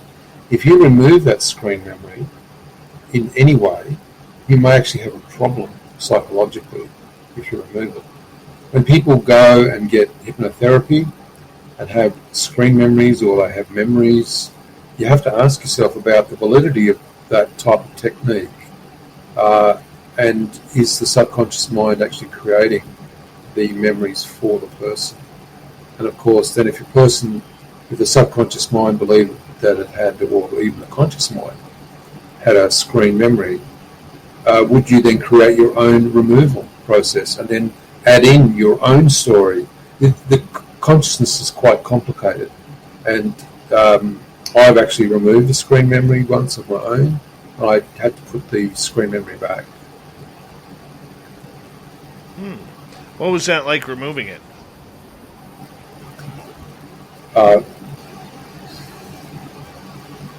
For me, I found it easy, but the problem was, it was like you've got a Band-Aid, you ripped it off, and then you've looked underneath and you've gone, that because I've taken the Band-Aid off it, now it's sore, and sort of it's more like, well, did I really want to spend the time dealing with this? Because there really wasn't much that went on anyway. It was just a visit to a craft. Or was it something significant? Now, if it was something significant, I wouldn't have put it back. But quite often, I'd like myself, sometimes when I'm on craft when I was younger, I want to know what's going on as well. Like what happened when I was with that other person when I was 8 years old, what actually happened. They told me what actually took place, And when they did, my screen memory lifted, and I went, oh, wow, I remember that now. I didn't remember it before. We had very firm interaction with a Zeta, a very tall Zeta, which is very interesting. Just another thing I wanted to talk about is the mantis beings. Now, people often say that they see the mantis beings and there's greys or the Zetas and the reptilians all working together. I've seen that, but it's not what people think. So it's like a council or a committee. The Council of Nine works to manage the planet, and a lot of beings do work with each other, but they're not specifically telling them what to do. The greys are not from the insectoid race. That's an interesting concept. And to be honest, there's a lot of people who don't even know where they're from. And I guess in the future they will find that out. That'll be very interesting. I see that there's a question there, Dave? Yes, absolutely. D. Swiger is asking, what do you have to say about the Dracos and Orions? Are you asking about the reptilian races? I would assume she is. Yeah. Okay, so I want you to imagine that you've gone to the computer shop and you bought yourself a stack of printer paper. Okay, so you've got a stack that's 500 sheets. And in between those 500 sheets is one sheet. And that sheet is a communication process. Any of those 500 sheets could be a communication process. Those races specifically use that specific frequency to change behaviours of some humans. Now, humans' behaviours range from here to here, and if the frequency is here that those beings want to change, they can use that frequency to modify a person based on their behaviours. Once again, though, you don't have to be changed or manipulated by those beings. It's your behaviours that allow them to come. All right. Larry is wondering, can aliens feed on our energy and vibrations?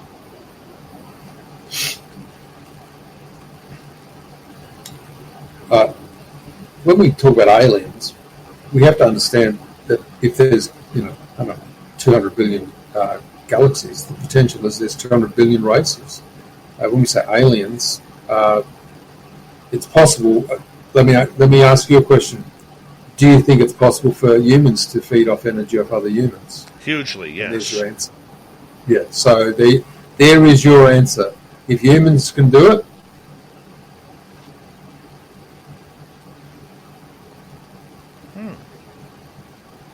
All right. Nicole is wondering, what do the Zetas look like? Okay, so the ones I've seen, and I've only ever seen two specific races of the species. And remember, there's, I've actually seen three, but two that I work with, and the others are the Greys. The Greys specifically, they have a more extended face, sort of like I don't know. If you have a look at a normal Zeta face, it's fairly flat, with just the big black eyes. But the Greys are distinguishable by the fact that their face is distended a little bit. But the Zetas, some of them are quite small, 2 feet high. Others are 4 feet, some are 5.5, and some are even 7 feet tall. So the other thing is with the Zetas is that they come in, I don't know, this sounds a bit funny, they come in different colours. And so white, brown, sort of orangey colours, these sorts of things. But that's to do with where they are on their life's journey. So as an entity may change colour as it gets older, so do the Greys as well. So they're not always grey, and it depends on where they ultimately, what age they are, as to what colour they are. I never knew that. I never knew that age had anything. What's their lifespan?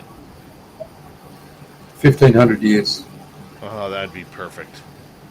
That'd be perfect. You see, the difference, the thing is, Dave, is with these beings, imagine you're a Zeta child and you have an injury and your container is no good anymore. They have technology to hold the consciousness of the child in the collective consciousness of the race. They just maturate a new container at that age height for that child, and then they just repopulate the container again because they don't have a spirit realm and they don't have the incarnation process. Also, because they do live to be 1,500 years, if they have an injury or an accident that their technology can't heal, all they do is just go, leave the container, move into the collective consciousness of the race. They then, through their own laboratory process, maturate a body, and then they can come back into the physical form. Sandra wants to know if hybrids are tracked. I would suggest that all hybrids are monitored, and not monitored in a way that's intrusive, but you'll notice that a lot of hybrids will have tones, specific tones, can be quite loud as well, and it's not tinnitus, so it can be a very large tone that happens all of a sudden. And I'm just talking about my own experience. When I was younger, the tones were quite loud, and so I was trying to work out some correlation between the tones and visitation. But generally there wasn't. It was more about just triangulation of where a person actually is on the planet at that time. Nicole would like to know, what's up with the Greys not wearing clothing? And do they have nipples or navels? Okay, so there's no need for nipples because they don't breastfeed. They use the maturation chamber. You don't specifically need clothes if you've never seen anyone with clothes. It's interesting that humans probably wear clothing. Yeah, it's the way society's developed, but their societies don't specifically use them. Although, when they first introduce themselves to a human, you may see them with a cloak on, and they'll only ever wear that cloak once. The Greys I saw, Yep. they were about 4 feet. Yep. They had on like a silverish black bodysuit. Yeah. What would that be about? I've seen different beings in different states of dress, different states of contact. Mm-hmm. My assumption at this point would be that it would depend on where they had been travelling from, what the container had done while it was travelling, remembering that they would not have travelled in full consciousness. So the container, if the container was a physical container and it was on planet, that container, that physical container, would have had to have travelled in a craft to get here, and it didn't have a consciousness in it, so that suit may have served some type of purpose while they were in stasis. All right. This leads to Tony's question. Paul, I'd like to know, why do the ETs put clothes on backwards and sometimes get clothes mixed up? Yeah, well, that's what happened to me. I woke up with my shirt on backwards. That's actually good evidence because I thought that I had been, lucid dreaming or something. And, I was talking before at the beginning of the show that I had the three of them come and they took me down. They put the clothes on backwards because they don't wear clothes. And if I gave you some jewellery, Tony, and the jewellery was complicated, and I said, here, put it together. If you'd never seen how it looked, you could put it together all wrong. Not all the beings that come to this planet have been here before either. So there's a lot of them, and a lot of them are being trained. So having your clothes on backwards is good evidence. The only evidence I ever had was 2 scratches on my back. And I went to take a picture of them, but I said, you know what, I'm going to go to the bathroom first. And then after the bathroom, I went and got changed, went and ate some breakfast, got my day started. For some reason, I'd forgot about it. And then 4 hours later, I remembered about these scratches. They were about 4 inches long, about an inch apart. There were 2 of them. I went and took my shirt off to take a picture, and they were gone. Yeah. No scarring, no nothing. They were gone. Yeah. Messed me up.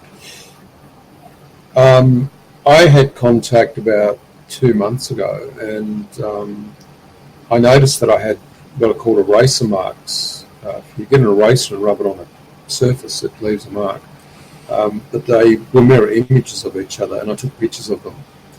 Over a period of, I think it was 7 days, I took a picture every day. Oh, wow. And on the 7th day, they both disappeared at the same time. It's very important to always seek evidence of your contact. Okay, so if anything happens to anybody, document it, evidence it, write it down, because at some point you'll start to develop a catalogue of information, and that will then become meaningful to you. All right, let's get to another question here. Neil is wondering, is sleep paralysis spiritual or ET related? I would suggest that sleep paralysis is based around the fact that the mind wakes up while the body is asleep.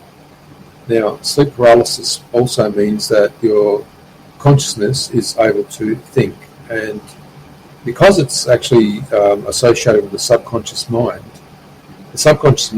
dreams and imagery. You're trapped in your physical body, but you're awake. And, of course, the fear associated with that you can't move, then starts to generate a whole lot of other astral-type activity. Because you're actually, when you're asleep, you're in the astral anyway. A lot of people report that they have encounters or have night terrors when they have paralysis. I'm talking about this because I've experienced this myself when I was younger. And I had to teach myself to move my little finger so that I could physically wake myself up. But there were no extraterrestrials around me when that had taken place.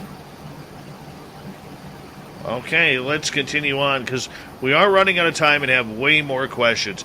JKGN is wondering, do the Zetas believe in God or fear God? The thing is they do not fear God, but they know that God exists. They know that source consciousness that created everything exists. And when you talk to them, as with other beings, other races, they also understand that they are the creation of source consciousness. It's good. I think it's great that other races can come and evidence that there is a consciousness that exists. And I think the question is, there's only 2 realities here, isn't there? If there is no God, then we shouldn't exist. And if there is a God, then that explains why we all exist. Whether your belief system around God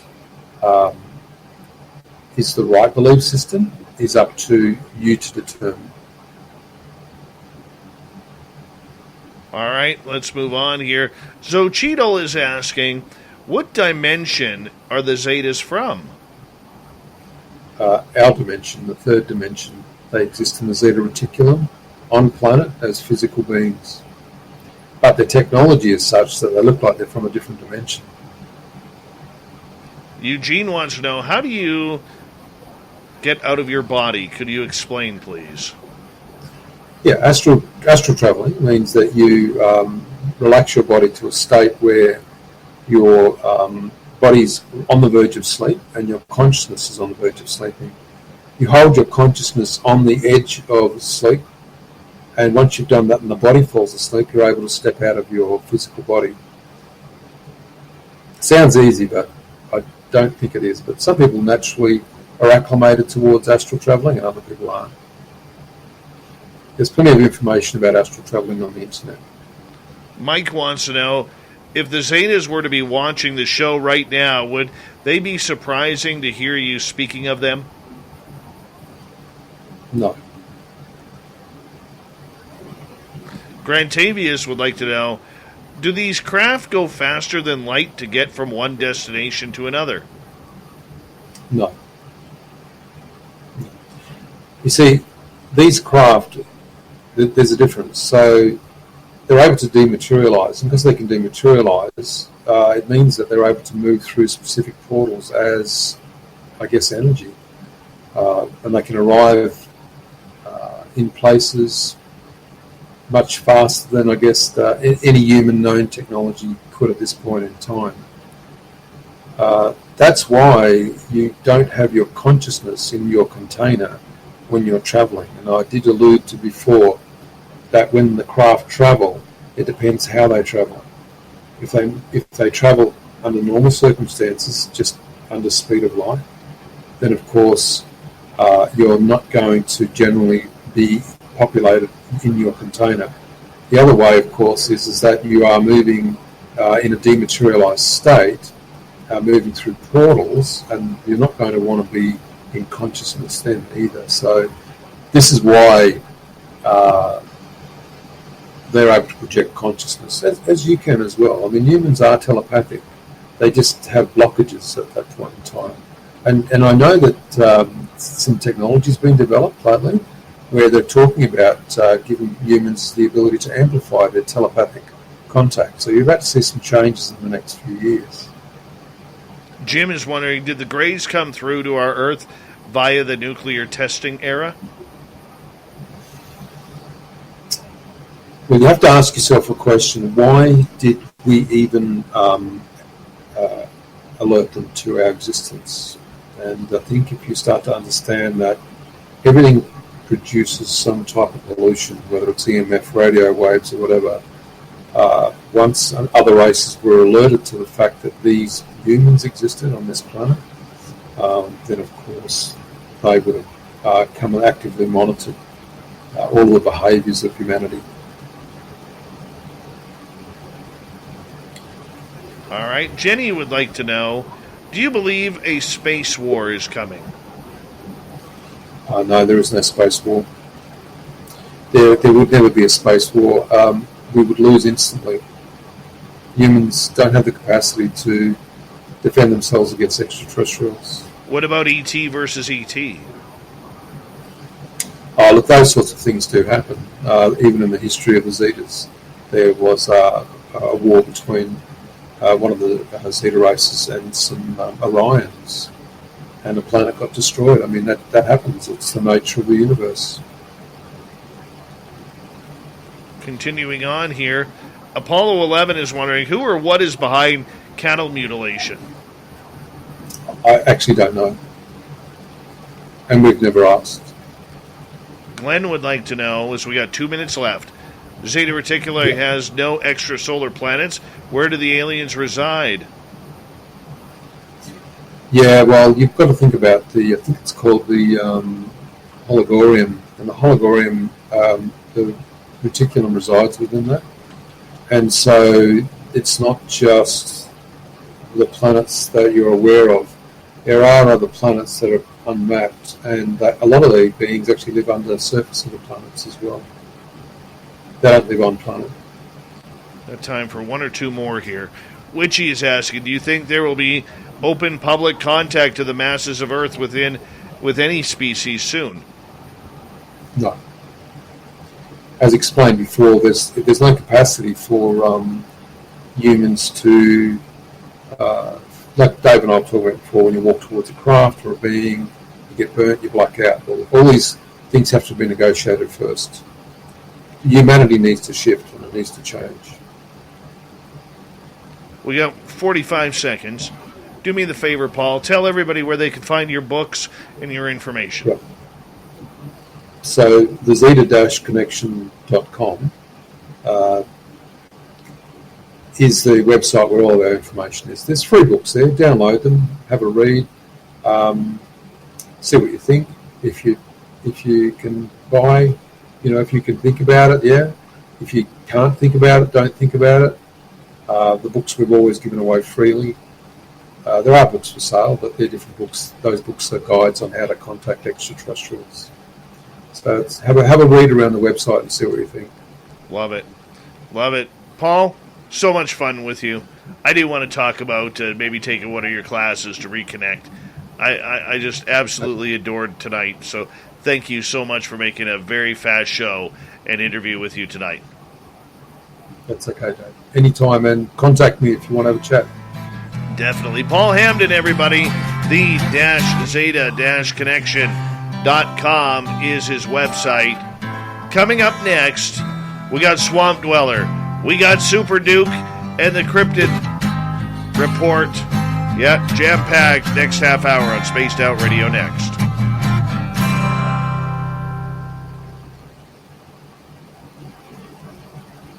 Great job. Great job. Okay, Dave. Thanks. You're very welcome. I hope you had a good time. Yeah, I really enjoyed it. It was, it was interesting. It went quite quickly as well. I think there's a lot of things that we haven't covered. There's a lot of stuff we haven't covered. That's the problem, because there's a lot more to this. Oh yeah, especially things around off planets, like DNA banks, all these sorts of things. Contact, levels of contact. Yeah, it's all very interesting stuff. Well, that just means there needs to be a next time. Okay, there'll be a next time then. Perfect. We'll let you go. Enjoy your afternoon, and I'll get my team to contact you, and we'll go from there. Okay, Dave. I'm really interested in your experience. I'd like to hear more about it. We will talk. I promise you. I promise you. Okay. All right. Take care, Paul. See you then. Bye. Paul Hamden, everybody. What a great show. He's just so matter of fact. Look who it is, everyone. It's Super Duke. There he is. His microphone isn't on, though.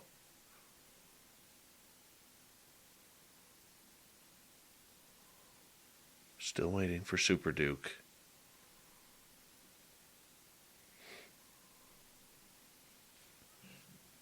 Sounding totally not there, man.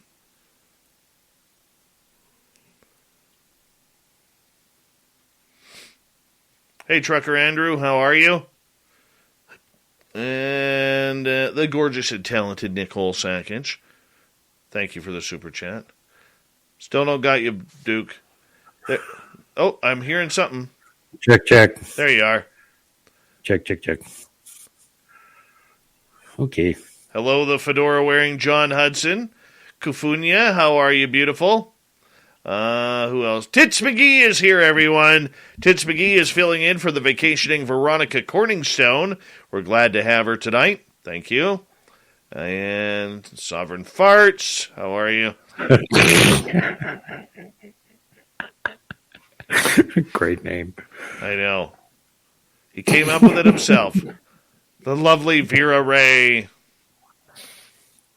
Low Pro, how you doing? I'm getting caught up in the chat room. I'm only 1 minute behind now. Go, Dave. I think I can make it. I made it. There we go. Right on. Uh-huh. We got a really old story for everybody tonight. Going way back in time, almost 200 years. Holy cow. This is the oldest known, well-reported story of a potential Bigfoot encounter in North America. So,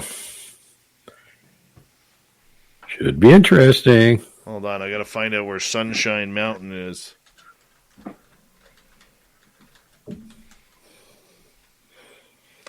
Sunshine Village?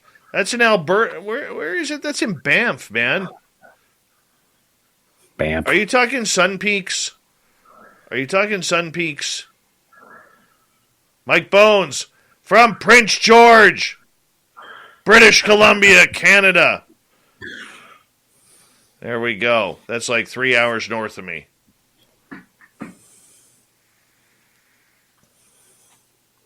Banff. That's the sound that X-Man Nightcrawler makes when he teleports. Banff.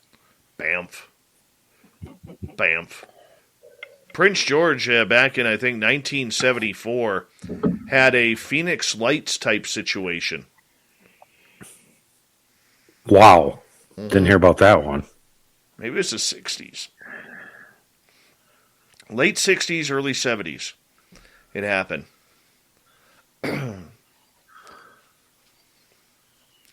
Nicole Sackage is all about alien nipples right now.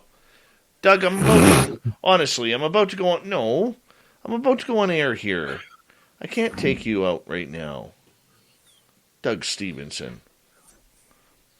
Doug. Okay, I'll give you a pet, because you're just so handsome. You're going to hear his tail banging off the wall here. Lay down, buddy. Lay down. I want to say thank you to Nicole, Dirt Road, Kira, Michael, Jeremy, Linda, and Apollo for the amazing super chats tonight. Really do appreciate that. Oh, yeah. We got about a minute here. Ugh. Right on. I worked my ass off today in the studio.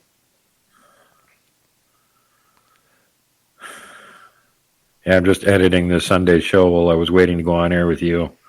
When we get done, I'm back to editing the Sunday show again. Know the feeling. Hope you liked your cameo. I did. You know what? Editing audio is so much easier than editing video. Oh, my God, yes. Do you use Adobe? Yep. Yep, Adobe works good. Yeah, I'm not. I've played with it a little bit. I'm, by God, no expert on it. That's for sure. We got about it's like any of those other seconds. programs. You just got to play with them a lot, and then you get to figure out how everything works. And fortunately, YouTube has tutorials on everything imaginable, so you can always find it there if you can't figure it out. Very true. All right, we're going to get going here in about 10 seconds. Duke, I'm going to put you back in the green room. We'll bring you back in a few minutes here, okay? Right on. All right, Super Duke, everybody. Look at that hair. Isn't that hair fantastic? Here we go. Love Duke's hair. Would you like to connect with us? Head to spacedoutradio.com for all your latest show info. Now, back to Dave Scott and SOR. Here we go with the third and final hour of Spaced Out Radio tonight. How y'all doing? I'm doing great. My name is Dave Scott, sitting in the captain's chair at SOR headquarters. Thank you for tuning us in, especially if you're listening in on our terrestrial affiliates around North America, digitally on TalkStream Live, Revolution Radio, and KPNL. All of our archives are free. Go to youtube.com/Spaced Out Radio. Do old Davey the favor, hit that subscribe button. The Desert Clam has set the password for tonight in the SOR Space Travelers Club. Bahadur. Bahadur is your password. Use it wisely, Space Travelers, as a clam sets the password each and every night right here on Spaced Out Radio. Our website, spacedoutradio.com. We have a plethora of features for you. Rock out to Bumblefoot, read Shirky Poo's Newswire, check out our swag as well. Follow us on Twitter at Spaced Out Radio, Instagram at Spaced Out Radio Show, and now on TikTok at Spaced Out Radio. It's that time of the night once again where we head into the swamp. Our resident spooky storyteller, Swamp Dweller, is back. Hi, Spaced Out Radio listeners. This is Swamp Dweller. It's time for your nightly dose of spookiness on the show. If you have an interesting encounter or a spooky story that you would like to share, be sure to submit them in at swampdweller.net. You can also find our YouTube channel at youtube.com/swampdwellerreads. Now, let's chill out, relax, and together, let's enter the swamp. When I was 17 years old, my friend George was attacked by something supernatural right in front of me. My friends and I have been very intrigued by Ouija boards towards the end of high school. We spent several nights over a few months, cramming together and hovering over a planchette. We had a variety of experiences using the Ouija board, most of which you could describe as mildly supernatural or just plain old coincidence. One of the places we would frequent was the garage in George's family home. Like most garages, it was dark, damp, and cluttered. George was intrigued by the Ouija board, as we all were. That is, until it started to target George. Over the course of different sittings, we would ask it all kinds of questions like who it was, what it wanted, how many fingers are behind my back, stuff like that. We still weren't convinced it was legit. We had the spirit tell us who they were, and when prompted for what they wanted, They replied, "Kill George." George was justifiably spooked, but to save face, he persevered. A sitting following that, we had asked the same questions, and the conversation developed. A now different spirit had changed its mind and decided it was the previous spirit and it still wanted to kill George.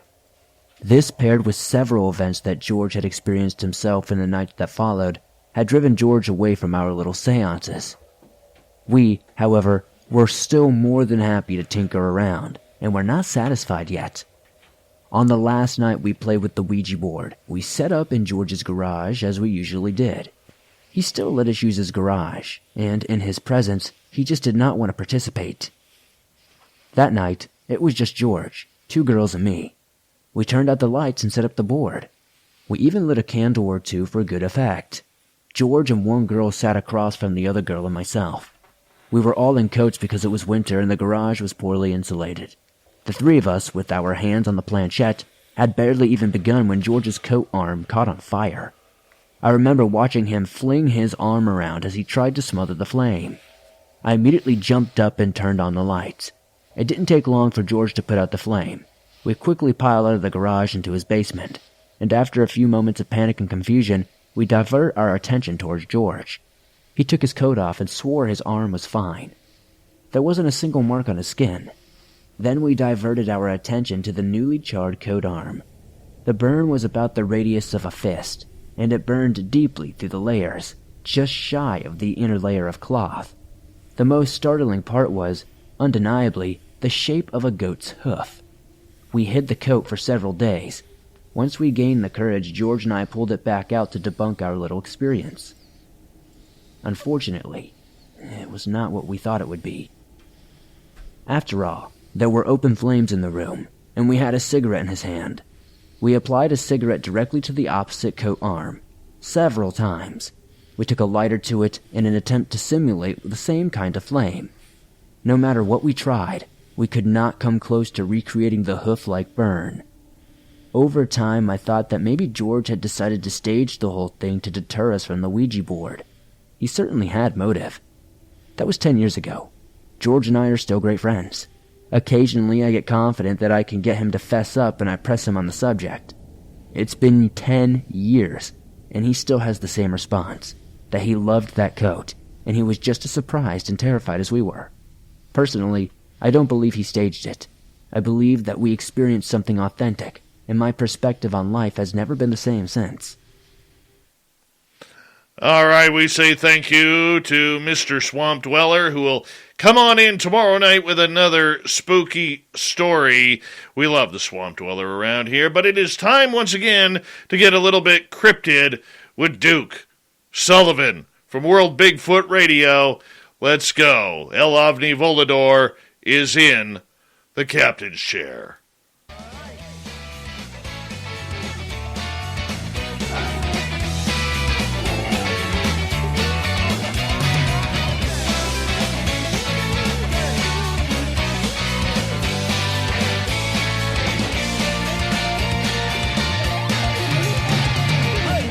And as we bring him on in, we encourage all of our listeners to head over to YouTube's World Bigfoot Radio for one of the top radio show hosts.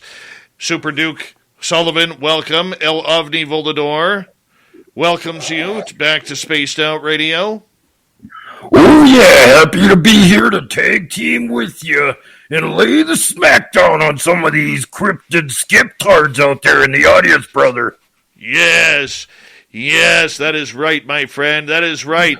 You have an ancient, antiquated Bigfoot story for us tonight that is going to give us all the neck-cracking and hair-raising that we need, man.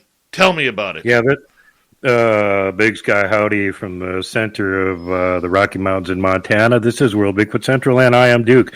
And the story that we're going to be reviewing tonight is the earliest well-documented likely Bigfoot sighting in North America besides Canada. There's an older one from Canada, so I'll have to share that one next time.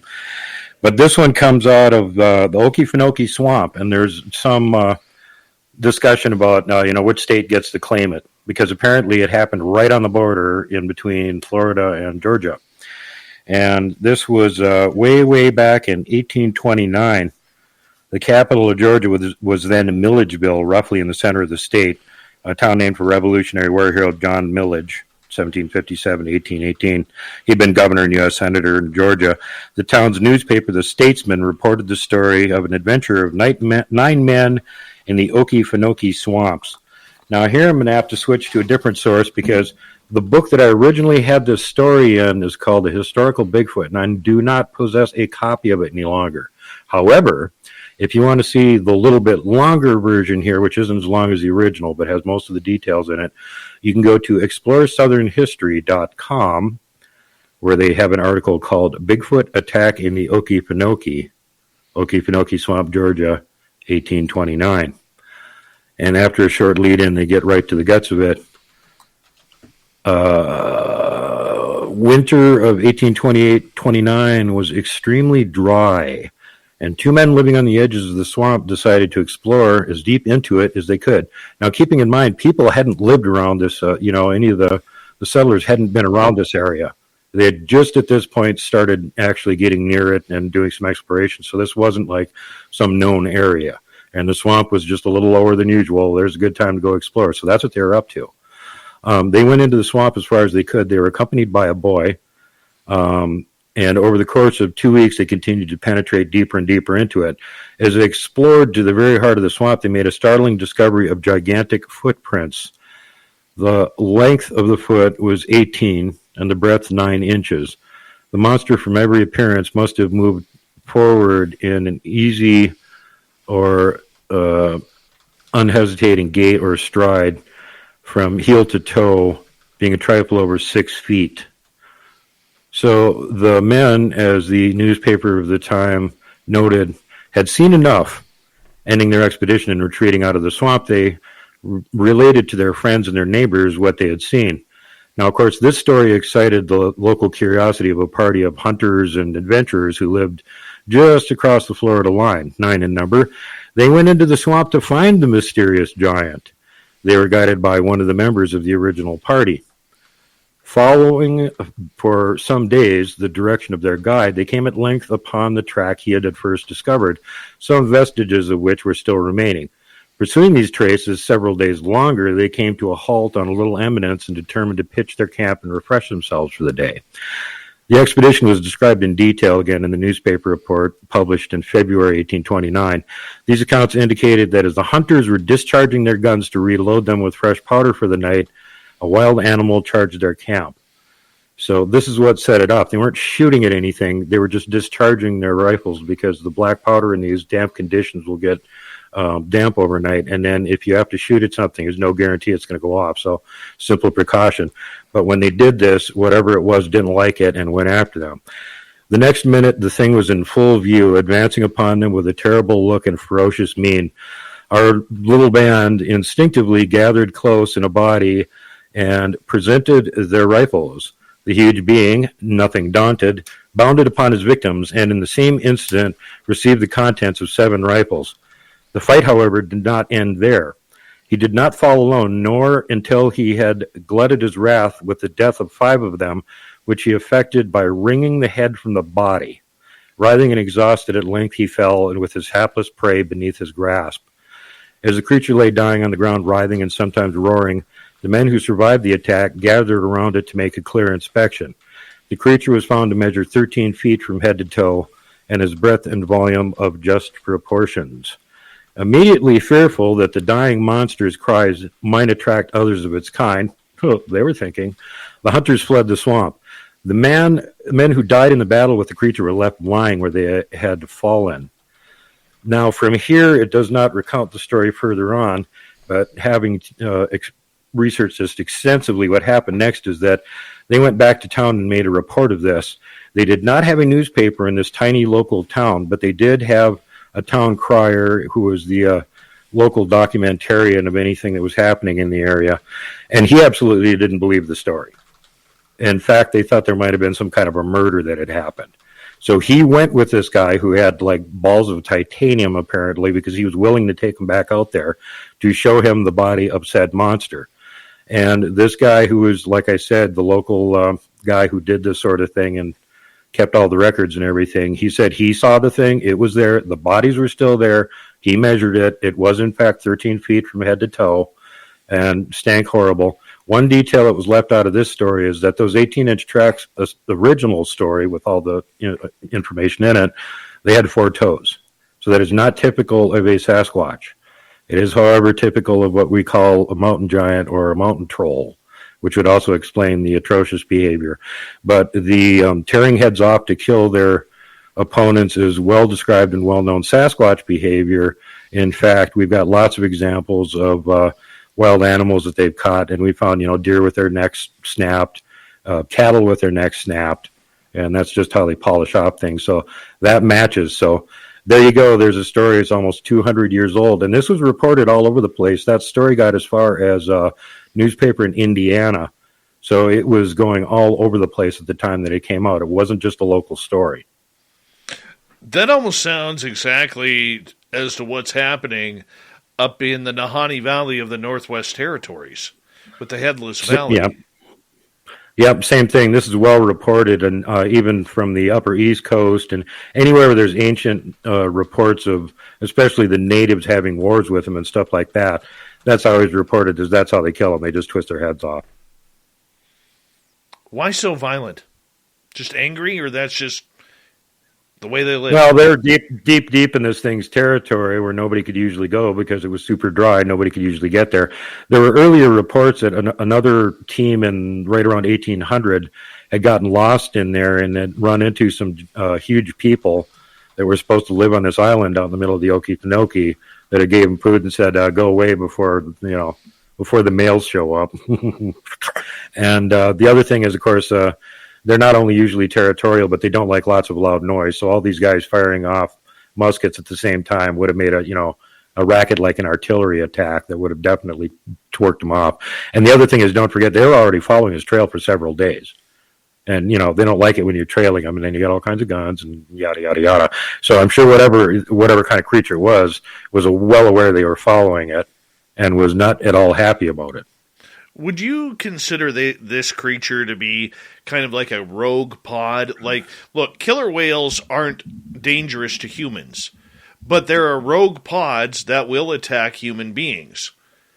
And when I look at Sasquatch, when El Ovni Volador looks at Sasquatch, he sees a creature that is very, domesticated to its territory. He sees a creature that wants to be left alone. He sees a creature that really doesn't want human interaction. Yet in certain pockets, these creatures tend to be extremely violent, and more than just a steel chair to the back here. You know what I'm saying? Absolutely. And look at the two examples that we've just been given. Okefenokee, middle of the friggin' swamp. How impenetrable is that? They're simply not used to any humans intruding their territory.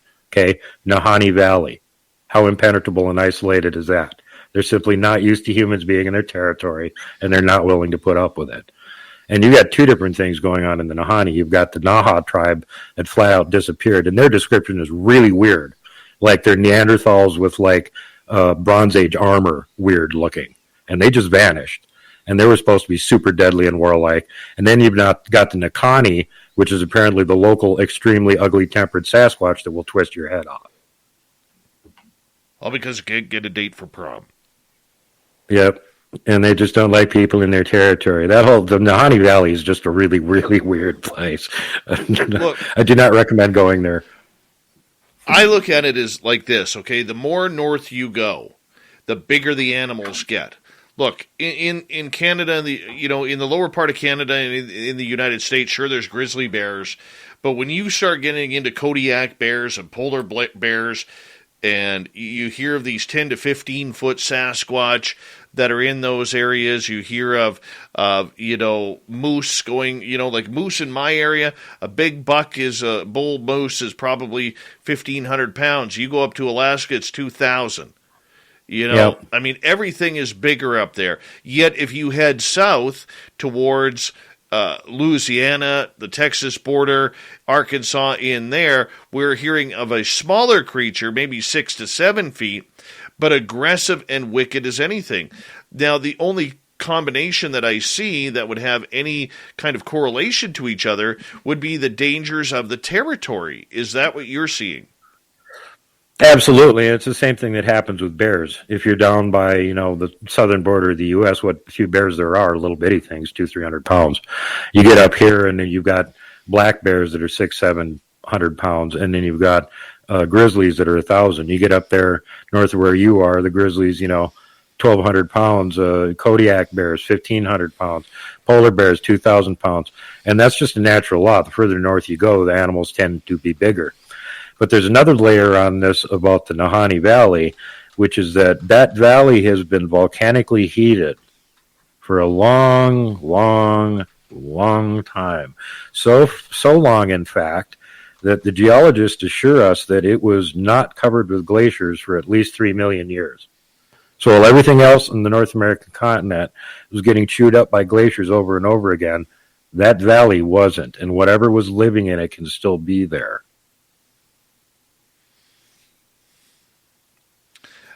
Is it the size that makes it aggressive?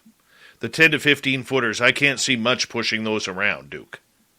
No. Well, I mean, as far as that goes, we've got ones that are, between 10 and 15 feet, even here in Montana. You don't have to go way up north for that. They do get to get bigger, where more land, more food resources, less pressure on them allows them just to be bigger, basically, I think is what it, and of course, further north you go. And that's the conservation of heat. If you've got larger body, you can conserve more heat. So it makes the animals tend to be bigger. Okay, so the aggressiveness, we also saw this in, the old story of Mount St. Helens and Ape Canyon, when they attacked the hunters who had shot at them. Is this the same type of aggression we're talking about, or was Ape Canyon more of a defensive measure? Oh, I totally think it's a defensive measure, and guest that you've had on the show before, Blaine Tyler, Canada's greatest researcher, he's looked into it, and he agrees, because the things were just following them around being curious until one of the miners shot one and dropped it off a 500-foot cliff into a ravine. That's when they got aggressive. That's when they show up and started attacking the cabin. So those guys totally asked for it. There are other instances where these things will just attack you out of the blue because you are in the wrong place and they're not willing to put up with it. But those cases are really rare. A lot of the reports you hear of, violent Bigfoot encounters, if you really go look into them, there's no there. You can't find the victim. You can't find any evidence who this victim supposedly was. It's, clickbait stories. There are some violent attacks. There are some people that disappear. And some of it is Bigfoot related, but it's a lot less common than people want to think it is. We got 2 minutes to go here before we have to say goodnight to you, Big Bad Duke, and I'm just wondering, as moving forward, are we going to start hearing more and more of these types of stories of aggressive Sasquatch as we start pushing deeper into the forest? I wouldn't expect it to pick up, really. If anything, people are going into the forest less than they were 20 years ago. There's less hunters. There's less people that are going out hiking deep, far into the woods. And part of it is just because they don't have the skills to do it. Some of these places are so impenetrable. If you can't go out in the bush by yourself for 2 weeks, you're just not even going there. So some of the areas that people used to be in, that they had cabins or they were out there doing, river trade and getting animals pelts and that kind of stuff, that's not going on anymore. There's actually less people out in the backcountry than there used to be. So I would expect, if anything, the amount of violent behavior from them is probably going to go down. Everybody's playing with computer games instead of being out in the woods. Very true, very true. What do you do for your own safety if you encounter an aggressive Sasquatch? 1 minute. Try not to. Don't go into areas where they're aggressive. Always scout the area you're going to do research in a lot before you let your guard down. In my favorite research area, they actually like me, so I count on them to protect me from bears and mountain lions. And when there's a 12-foot Sasquatch following you around, bears and mountain lions will not be anywhere near you. That'd be one good fight. One good fight. The only way to tame a mountain lion is to have a Sasquatch give it a swat on the hiney. That's it. It's like Andre the Giant booting a house cat. It's not going to be much of a fight. Very true. Very, very true. Super Duke from World Bigfoot Radio. We absolutely love this new feature that we are doing 2 times a week. talking everything cryptid with you, my friend. And we Quick really shout out appreciate before I go. I got to give some credit where it's due. Group investigating mystery primates helped me find a better version of this story at the last minute tonight. They're on MeWe and on Facebook. They are archivist researchers. Group investigating mystery primate, or GIMP for short. All right. World Bigfoot Radio on YouTube. Make sure you go hit subscribe on that for the big man, Duke Sullivan, coming up next. It's Dave 101. We got Shirky Poo's news and the thought of the Dave. Stay tuned. Spaced Out Radio continues right after this.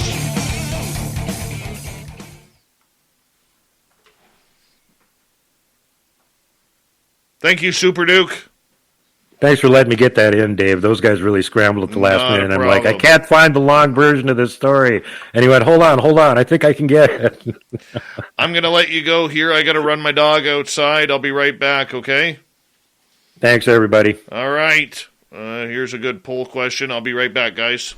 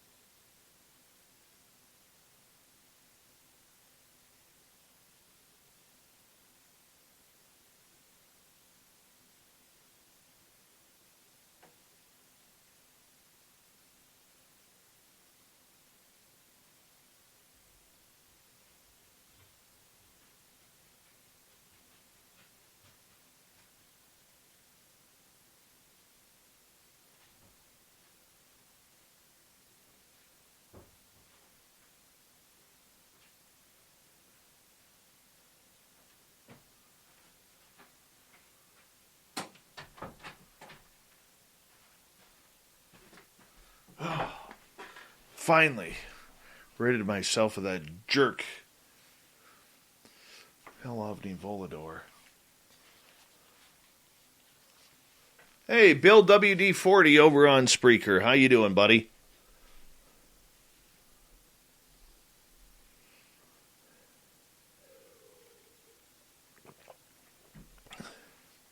I hope El Ovni didn't piss too many people off tonight. He can be a real jerk.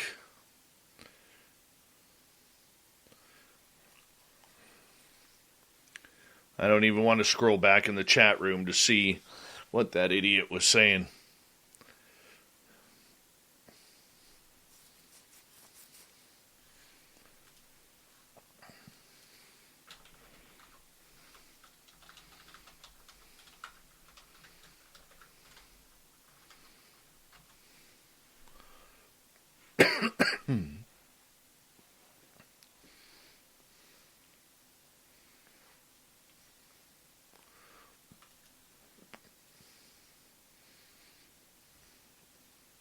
Hey, Noble Patrick, I thought you weren't making it tonight.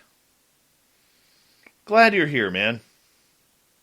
Thank you to Nicole, Dirt Road, Kira, Michael, Jeremy, Linda, and Apollo for the amazing super chats tonight.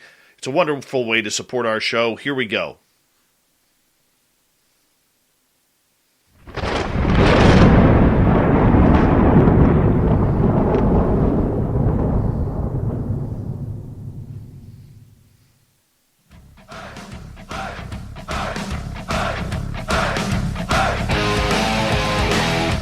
We've rounded third. We're heading for home tonight on Spaced Out Radio.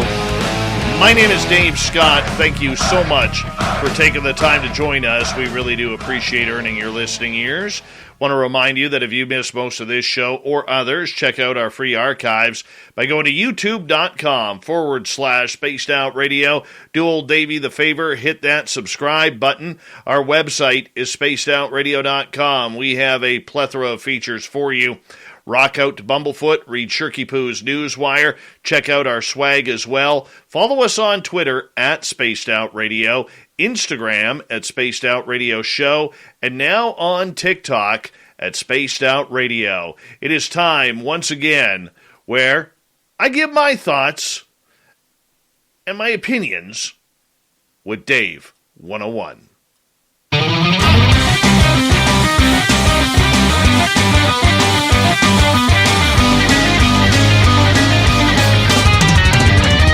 It's time for Dave 101.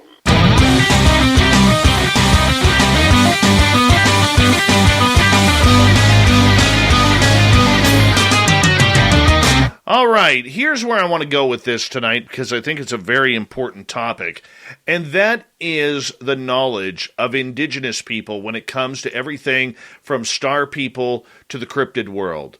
Now, as many of you know, we lost Butch Witkowski just a week ago, and we have been absolutely destroyed by the loss of this great man who is very, very loved in the Spaced Out Radio world. And I'm still bothered by that. But we also lost another legend this week by the name of Clifford Mahooty. Now, Clifford, who had never appeared on this show, we tried hooking up with him a few times, but we could never seem to punch anything down. He passed away peacefully in his sleep. He was from the Zuni Pueblo tribe in New Mexico. He was a very, very intriguing speaker when it came to the connection between the indigenous and those of the star people and the connections that were made by all of them. Now, up here in British Columbia where I live, we are very proud of our indigenous communities.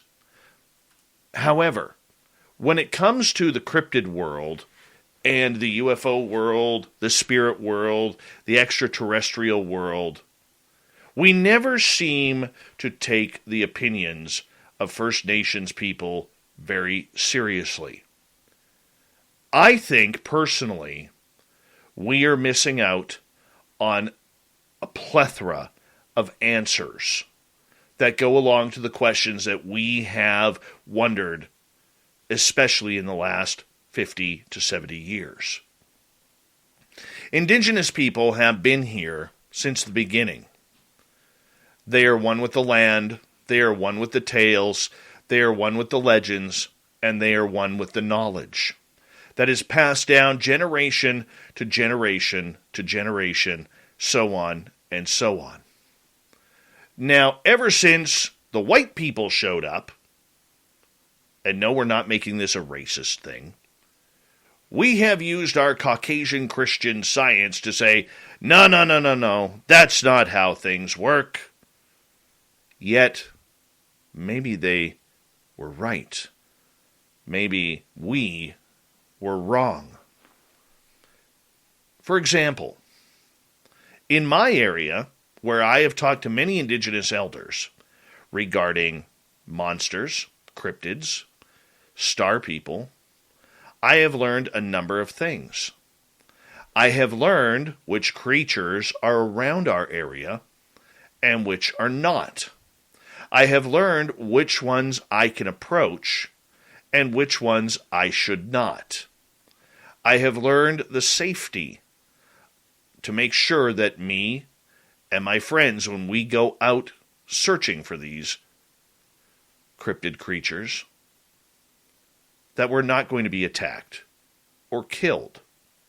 Take the story from me, my buddy Mark, and Merle, when we were in the forest back in October of 2018, and we were chased out by 2 Sasquatch. They could have heard us. That one came within 20 feet of Merle. Could have heard him, but it didn't. We have to open up our eyes to the fact that there could be non-scientific answers to some of these otherworldly problems that we are facing on this planet. If we opened up our eyes and our minds and maybe took in a sweat, maybe took in hours upon hours upon hours of research with First Nations indigenous people, we might be farther ahead in trying to figure out what is truly happening at Skinwalker Ranch. What truly happens when you get involved with a Skinwalker or a Wendigo or Little People or the Green Men or aliens, Sasquatch, Dogman, ghosts, spirits. The First Nations and Indigenous seem to have many answers that they are no longer willing to give us for reasons that are very understood. We have belittled their answers. We have made fun of their information that they were so willing to provide at one point. We have talked about them as fools, as ignorant, uneducated. And yet here we are today, still seeking the same answers as we were years ago. We are no further ahead on learning about what extraterrestrials want. I still believe that comes down to the people who have been contacted. For thousands of years, indigenous people have claimed to have contact with star people. I remember talking to one elder around here, Mr. Archie, who told me point blank he wished the star people would leave his people alone finally, because he was sick and tired of seeing people get dropped off right in the middle of the highway. How scary is that? He wishes that he could take us up to see the town of the Little People in the mountains, only if the Great Bear Spirit would let us by. Unfortunately, we haven't taken that chance yet. I have heard many stories of Sasquatch carrying indigenous people out of their homes and singing and sitting by a fire very peacefully and delightfully enjoying time together. I have heard of stories of the spirit coming in and taking the time to sing with elders during drumming sessions. I have seen the scary stories that indigenous people have told me about the Little People, that when you upset them, they will make sure that revenge is theirs by stealing your favorite things, stealing your car keys, stealing your jewelry, until you make an offering of peace and apologize to them. Only then will they return the objects. We are dealing with people who understand what is going on in the ethereal world that we, as common people on this continent, do not understand. Imagine if we took the time to open up. If mainstream science took the time to listen to the stories, to listen to the legends, rather than barrel-chested pumping and saying, we know better. I think personally that First Nations people and Indigenous people around this continent of North America are playing us for fools. What is the definition of insanity? Doing the same thing over and over and over again and expecting different results. I believe the First Nations people and Indigenous people, when it comes to cryptids, when it comes to star people and the paranormal, truly are laughing at us as investigators, researchers, and scientists because we're doing the same thing over and over and over again. Insane, isn't it?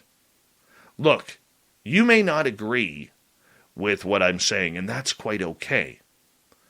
But I would highly suggest if you have the opportunity and build the trust with people who are of Indigenous culture, the stories that they will tell you are second to none.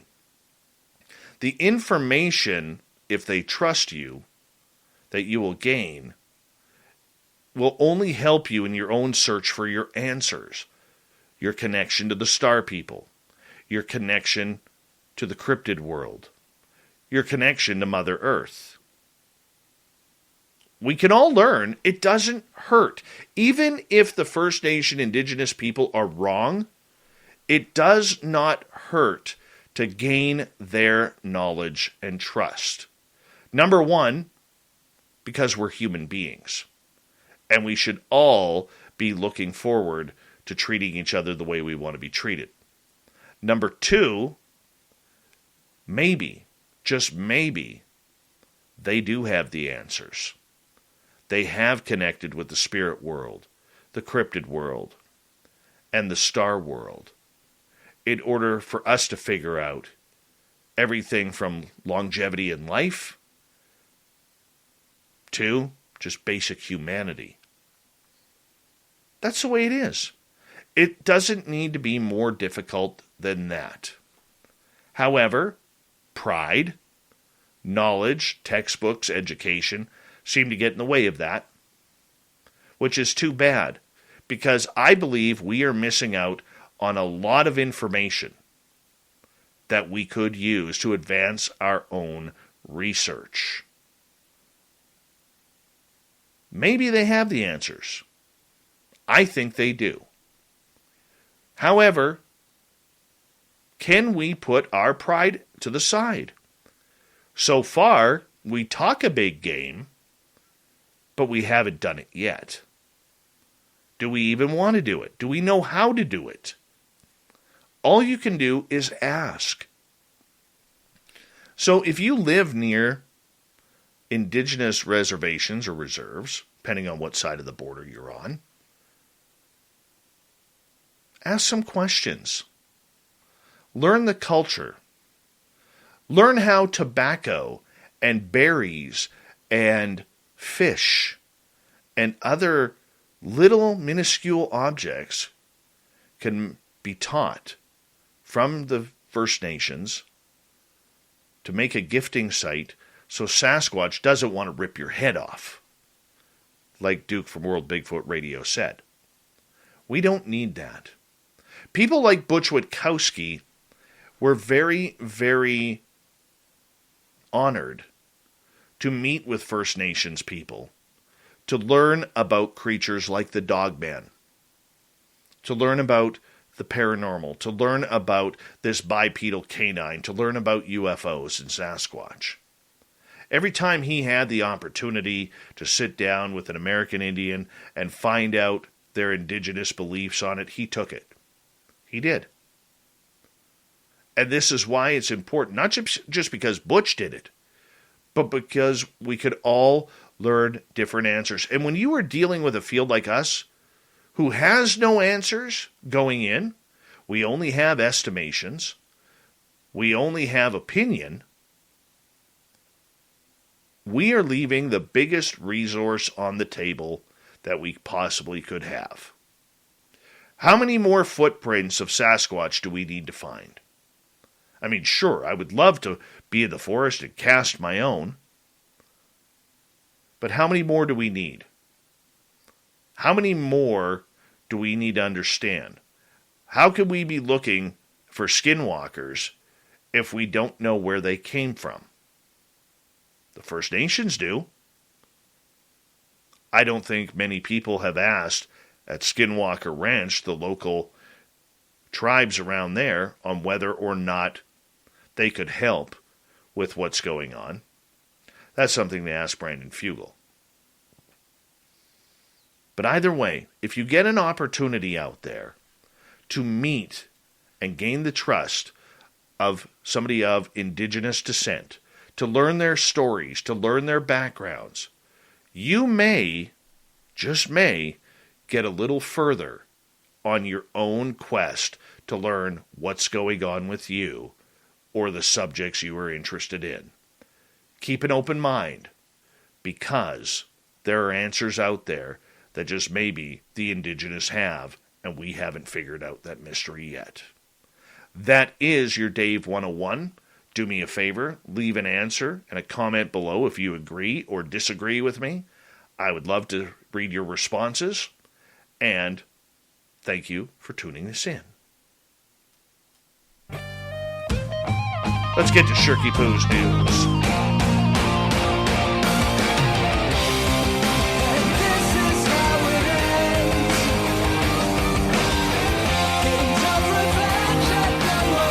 Shirky Poo, what do you got for us? Wow, let's start off over in Japan, where perhaps we are beating a Roswell ET to death over here, but it's beyond doubt that aliens are totally, obviously, unmistakably here in Japan and around the world. So, here's where it gets interesting. A dying Japanese mountain town in Fukushima that has long dealt with copious amounts of UFO sightings, strange magnetic energy fields, and mysteriously placed boulders in and around the area. In fact, Ino,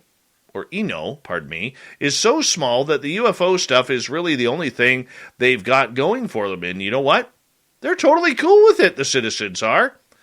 I just feel that the UFOs can help to liven up this town, local researcher Ryuichi says. Hanako Montgomery, the reporter working on this story, fascinating, and Aso and others are also committed to the further sentiment that there is even a very impressive retro-futuristic-looking UFO investigation center and museum in Ino. Actually, we should probably clarify, there are a couple of research centers there. Instead of the many varieties of all-American paranoia we're used to over on this side of the pond, Ino residents sound like they are really optimistic and happy about being in the intergalactic hub.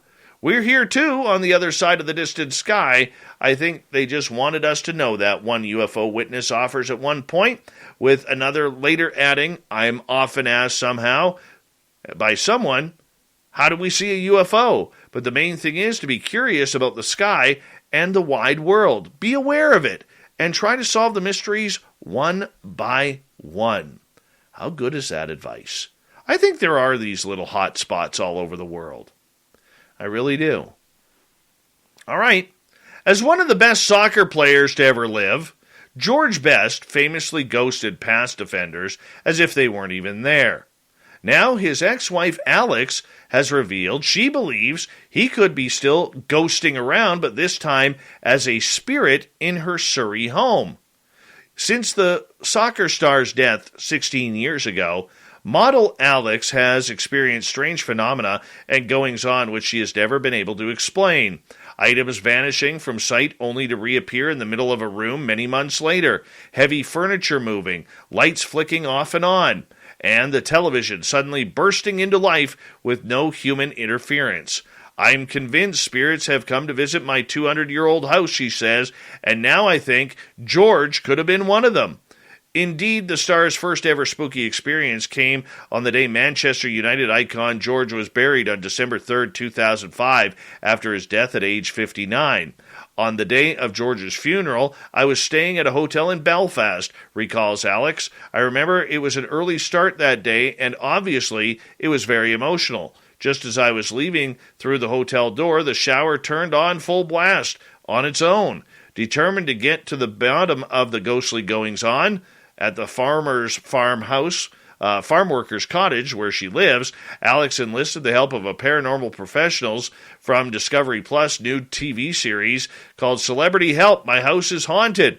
And in an astonishing moment caught on camera, a book by itself shoots out from the back of the shelf around 6 inches. When investigator Barry Guy looks, he finds it is an authorized biography of George Best. I don't think that's coincidence. Alex says, who turns 50 later this month, I've got so many books on the bookshelf. I've got books on films, antiques, and all different autobiographies, and yet the book that shot out was George's. That moment really made me think that he could be one of the spirits. The team then tells Alex it's highly unusual to capture such apparently startling supernatural movements on camera. That is, they say, unless the spirits want to attract attention. All right, let's continue on with the news. A group of researchers has launched the first ever archaeological study of humans in space, observing the lives of the crew living on the International Space Station. The experiment, which will analyze and document the unique microsociety in a mini-world, began this week with Associated Professors Alice Gorman and from Flinders University in Australia and Justin Walsh from Chapman University in California leading the effort. We're the first to try and understand how humans relate to the items they live with in space, he said. And Walsh added, by bringing up archaeological perspectives to an active space domain, we're the first to show how people adapt their behavior to a completely new environment. Imagine that. How about just moving across a province or state? That'll get you the exact same thing. But then again, I'm not that smart. Thought of the Dave goes like this. Tell me about your ET contact. Danny, my brother smashed the ET VCR tape over my head. Kenneth, September 26, 2015, night of the blood moon and eclipse. I felt like an MRI feeling. I stood underneath one of the craft. I seen a lot that night, but this was part of it. Jacques, in a dream. Or was it a dream? Terry, well, I started listening to SOR 2 years ago. I think Dave's an alien ET. Nora, you know some of it already. That's because we interviewed you. And finally, Melinda, well, I think you know this, and I assume it's straightforward, the basics. I'm a lifelong ET contactee, and I love it. Thank you, Melinda, and everyone. Thank you to Shirky Poo for the news, Super Duke for the Cryptid Report, and Paul Hamden and Swamp Dweller for joining us tonight. We got Mr. Ron Bumblefoot Thaw rocking in the background with Little Brother is Watching. Bumblefoot is the official music of Spaced Out Radio, rocking us in and out of every single show. Get your horns up for the guitar god himself. Special thanks to everybody listening in at home, at work, in your cars, wherever you may be. Thank you to everyone in our chat rooms tonight. YouTube, Twitch, LGAB, Revolution Radio, Spreaker, Facebook, the Space Travelers Club, and on Twitter at #SpacedOutRadio. Remember, this show is copyright by Spaced Out Radio and SOR Media Ventures Limited. Thank you so much for choosing to share your evening with us. Because together, my friends, we own the night. Mr. Bumblefoot, we need a favor. We need you to take us home.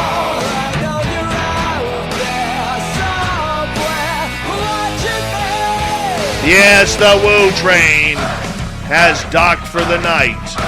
But soon, my friends, we shall ride again. Your seats are always available. Your tickets never expire. And if you want to bring a friend, we've got room for them too. Good night.